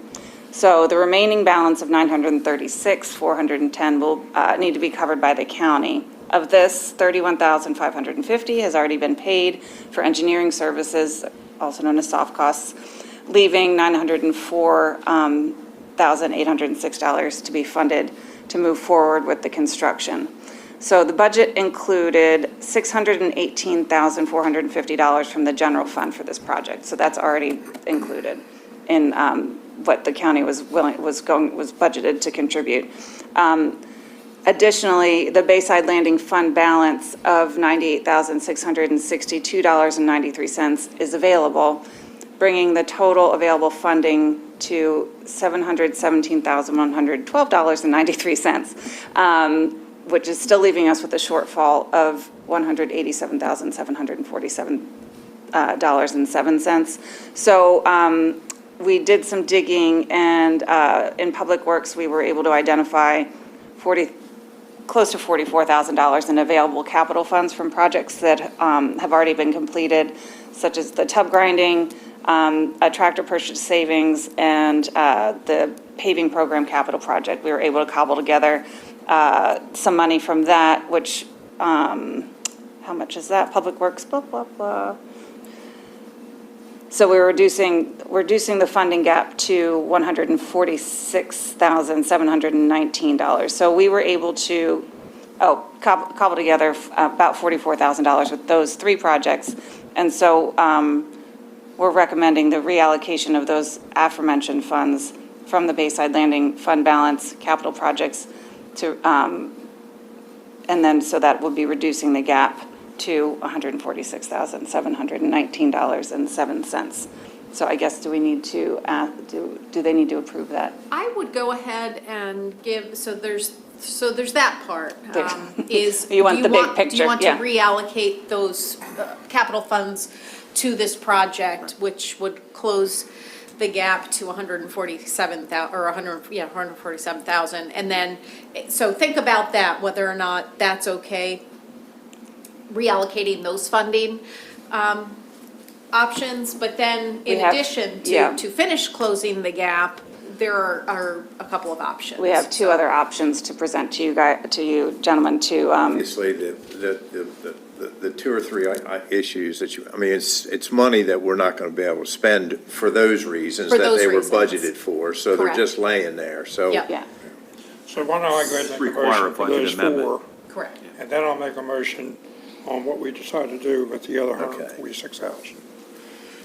So I'd like to make a motion that we reallocate the $98,662.93 from Bayside Landing Fund balance, $23,000 from Public Works operating budget for yard waste grinding, $18,028 from Public Works capital budget for purchase of a boom tractor, and $2,810 for Public Works capital budget for paving projects on various roads. Second. Got a motion and a second. All in favor, say aye. Aye. All opposed, the ayes have it. All right. So, Now for the remaining. yes, now here's the 147. the second part, where we're offering up two options for you to decide between. So option A. Can I maybe try to save you a little time here? Yeah. Did you I read think through we've them? all looked at this, Okay. and We can reallocate funding. So you read through both option A and option B? Yeah. And I'm just talking to myself here. I'm a little hesitant on wanting to fool with option A at this point until we get all that ironed I out. would agree. I mean, honestly, we got money in both places, but I think that. I mean, the money's there in both But I places. think that, right, but I think that the residents, our constituents that are in the village of Kennedy, they would feel, I'd feel a little better if we just leave that there. That way they don't, Yeah. there's no. I agree with you. No hard. I don't have, we don't have a crystal ball to There's know no- what's right. really going to happen That's right. at this point. Yep. So, John, do you want to know any other information? I mean, is it up on the screen so everybody I can see can it? give you details later if you need them. Okay, well, the two options, one involved some money that was budgeted for the village of Kennedyville stormwater roadway improvements. And the second option is to take it from contingency funds. And from what I'm hearing, it's our decision to, I'd like to make a motion to take it out of contingency, $146,719.07. Second. Got a motion and a second. All in favor, say aye. Aye. All opposed, the ayes have it. Okay, all right, so in addition to a motion regarding the allocation of funds, I'd like to inform you that DNR is currently finalizing a revised grant agreement associated with their increased funding that we talked about. And in order to expedite the contract execution, we request that the signature authority for the revised grant agreement be delegated to the county administrator. Don't know if that can be, if that has to be a separate, or if that can be a separate I think that could be done in a motion. motion. Yep. Okay. And what was this for again? This was to grant the county. As soon as they finish revising the grant DNR and they send it to us, And I because, yeah, just sign it that whenever it's received, to get it back out the door So and you don't get have this to wait underway. until the next meeting. Right. You just authorize the county administrator to sign it. Okay, so once the revision is, I make a motion that once the revision is made with DNR for the grant, that we delegate or designate Shelley Heller, our county administrator, for the signature authority. Second. Got a motion and a second. All in favor, say aye. Aye. All opposed, the ayes have it. All right, last item is HVAC repairs. I'm sure you guys want to hear more about that. They never end. So we have the final item for your consideration is a request for additional funding in order to complete various necessary HVAC repairs at the detention center. These repairs are critical to maintaining safe and operational conditions within the facility. Building maintenance has received 2 quotes from Johnson Controls for the required repairs. The total cost is $17,795. This amount represents the majority of the funds budgeted for building maintenance, all of building maintenance for FY25. So approving these repairs from the current maintenance budget would leave limited funds available for other unforeseen maintenance needs for the remainder of the fiscal year. So to ensure the department can effectively manage additional maintenance requirements, we're requesting the use of county contingency funds. So Public Works respectfully requests your approval to allocate $17,795 from county contingency funds. And this amount would be transferred to the building maintenance budget to cover HVAC repair costs for FY25. By using contingency funds, we can avoid depleting the department's budget and eliminate the need for multiple future funding requests for other unforeseen and additional maintenance and repair issues. Just out of curiosity, can you tell me what's remaining in the maintenance budget now? We cobbled together all of those numbers from all of the different buildings. So I know the community center is almost completely depleted. So we'd be pulling from the Public Works building. I think we did the math, we were left with less than $1,000 for all of the buildings for any additional repair and maintenance. Any questions? No, we got 308,000 in the contingency, and we're getting ready to take this number out. This 17, is it? So yeah, So we still- 17,795. Right, We're not you making- just took 147. 146 out. Yeah. So we're still okay. We still got So it. you're still We're still okay, good, right. yeah. I mean, this would And this just keep needs to us be from done. coming to you guys for like $500 here and $700 there. Has Because this it got would- anything to do with that little smoke issue we had? Where Sure does. Huh? Yes. Okay. We got that report that was Yes, getting a little correct. smoky in there, but it was a No rubber. fire, it just was a- smoke. Yeah, Yep. no Yeah. fire. Nobody Very had to good. be evacuated. Yeah, that's 10,000 and change of this 17,000 is the repair for that. And these repairs are going to correct the problem They'll correct the problem. now. This problem. Yeah, this one. They're Look, I know intended, the system's in terrible that is shape. the intent. Yeah. All right, I'd like to make a motion to approve the use of county contingency funds totaling $17,795 to fund the HVAC repairs at the detention center. Second. Got a motion and a second. All in favor, say aye. Aye. All opposed? The ayes have it. Excellent. Thank you, gentlemen. Thank you. Thank So, you. Carrie, before you leave tonight, I know Dan had another commitment. I would like to also, for about 2 weeks now, between your department and the county, we've been researching an issue that was brought to my attention. And I think we've gotten to the bottom of it, and I'd like to make a motion on it.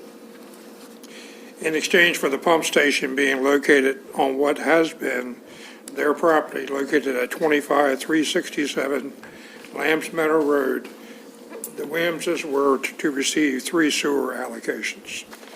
The Williams have been using 2 of the 3 allocations since that time. I would like to make a motion that we grant the final and authorize the sewer allocation to the Williams family, waiving all fees as promised. A second. Motion and a second. All in favor, say aye. Aye. Aye. All opposed? The ayes have it. So, Bill, as far as I know, I think the permit for what they want to do is going to be coming to your office now. Thank you. And one thing, one little thing. We never, at the bulkhead in Rock Hall, the public county bulkhead, we've put some signage like there for loading and unloading and areas and stuff. But we never put anything there saying maximum length of stay.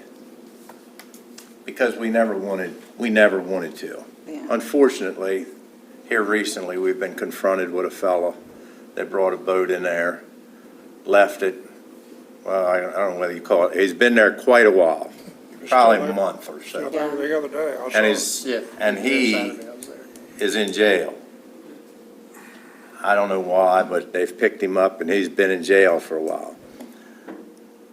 I'd like to see us put a sign down there, at least saying maybe the maximum length of a stay, because there's a lot of people come in the summertime, spend the night, go to the restaurant. You don't want to, Yeah. you don't want to eliminate that. Sure. But maybe if they have a maximum stay of a week and put the sign down there, just notifying that, you know, the maximum time you can tie at this bulkhead is or some other way of, Finding some because what's going to happen, we're going to be stuck with So that it's not boat, an I can tell you invitation that. either, yeah. We're going to be stuck with that boat, and then we'll have to get rid of it probably, or maybe just, I haven't made that phone call. She was nice enough to give me some phone numbers to DNR. They used to have, years ago, they used to have a derelict boat fund.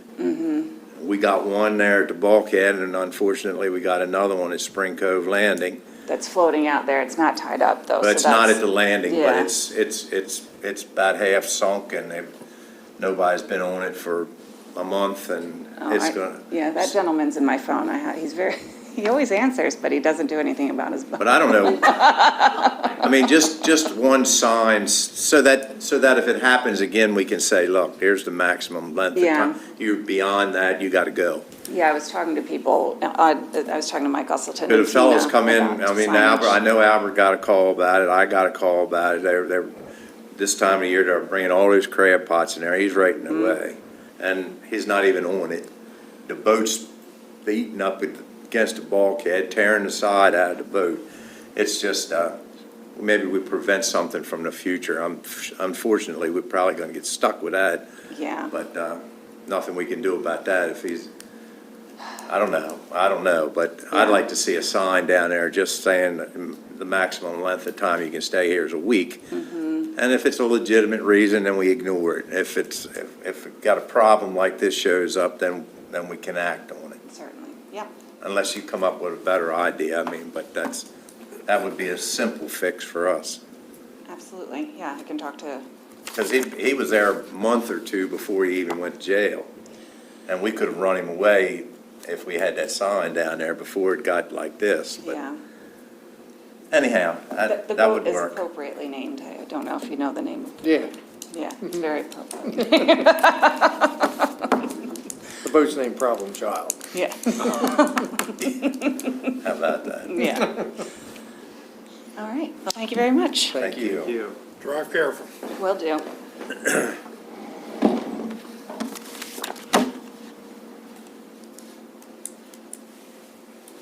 Now we got a closed session, is that what it? I have a couple of items Okay. for your consideration.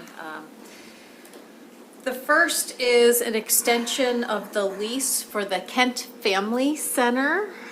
This is the Fifth Amendment. This will extend the period of performance by 5 years, which takes us to the date of October 31st, 2029.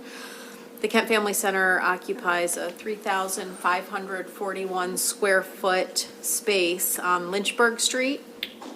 And we have had this lease since John and I 2000. visited that when we were I judge in the understand you did. Halloween costume. Absolutely, absolutely. It's a lovely space. Kent Family Center, just PS, little public service announcement, is a wonderful space for families and parents and children. So anybody who is interested in visiting, please do.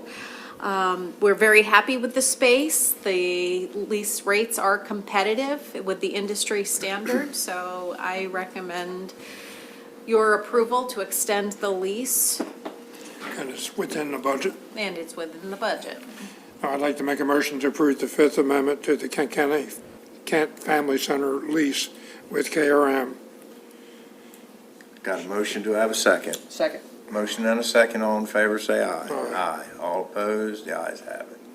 Okay, second, it is time to figure out who you want to represent Kent County on the legislative committee for MACO. Generally, counties have a primary and an alternate, and at the meetings, which happen primarily during session, each county has one vote, so to vote on any sort of stand on a piece of legislation, for example, to support or oppose a piece of legislation, a House bill or a Senate bill, and/or a Senate bill, whoever is designated can carry that vote for Kent County. And it used to be, we used to have to travel over there, and now they do it online. Correct. Most of the meetings are online. I think 2 maybe are done in person now, 2 per year, How many? 2.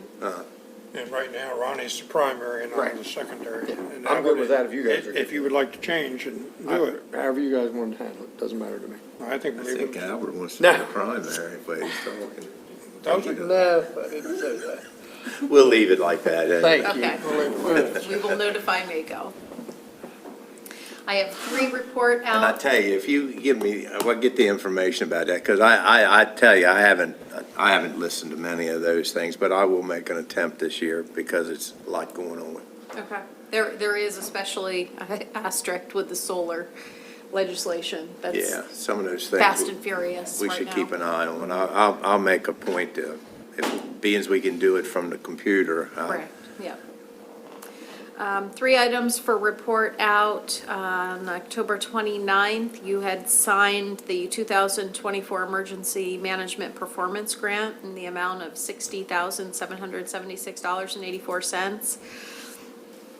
On November 5th, we learned that the grant agreement actually had an error in it. This was not our error, but the state's error. The period of performance needs to be revised, and so in the interest of time, Commissioner Fithian signed the revised grant agreement.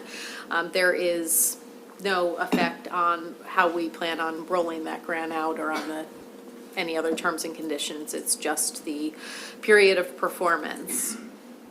The other 2 items have to do with our IT department. The first is Commissioner Fithian signed affidavits for lobbying and religious purposes. We are attesting that we are not going to spend grant money on those items.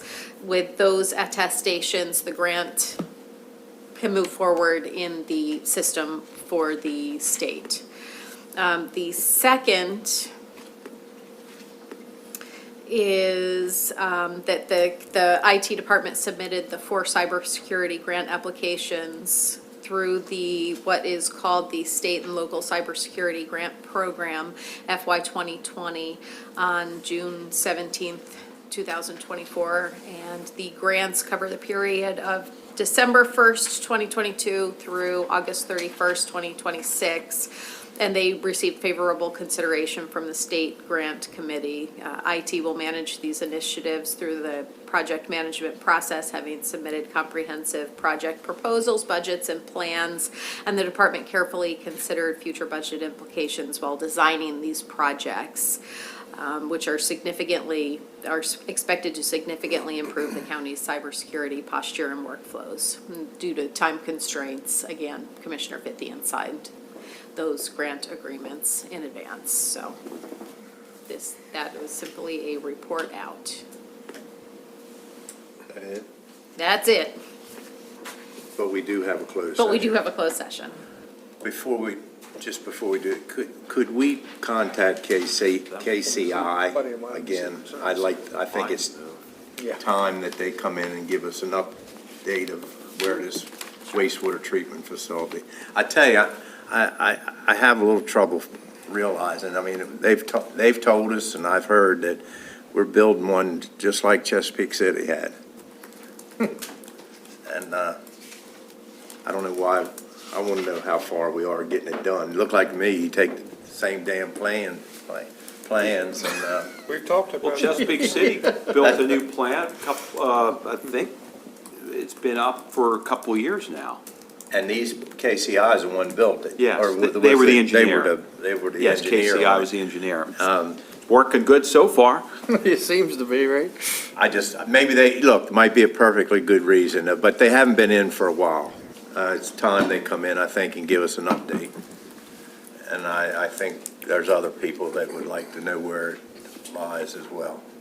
Okay, then we'll entertain a motion for Public the. comment?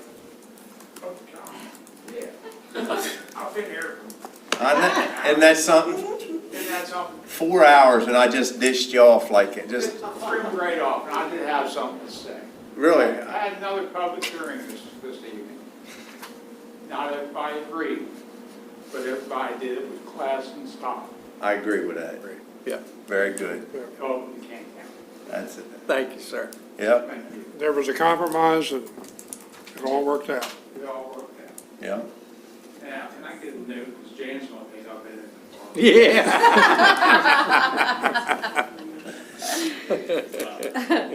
All right. Well, we appreciate you coming. Thank you, No Mr. problem. Todd. Go ahead and see you. Thank you, sir. Okay. I'd like to make a motion to go into closed session under the Annotated Code of Maryland General Provisions, Article 3-305B7, to consult with counsel to obtain legal advice. What we intend to do is get a legal opinion from the county attorney concerning management and daily operations and of a safety of and facility. Second. Motion and a second. All in favor, say aye. Aye.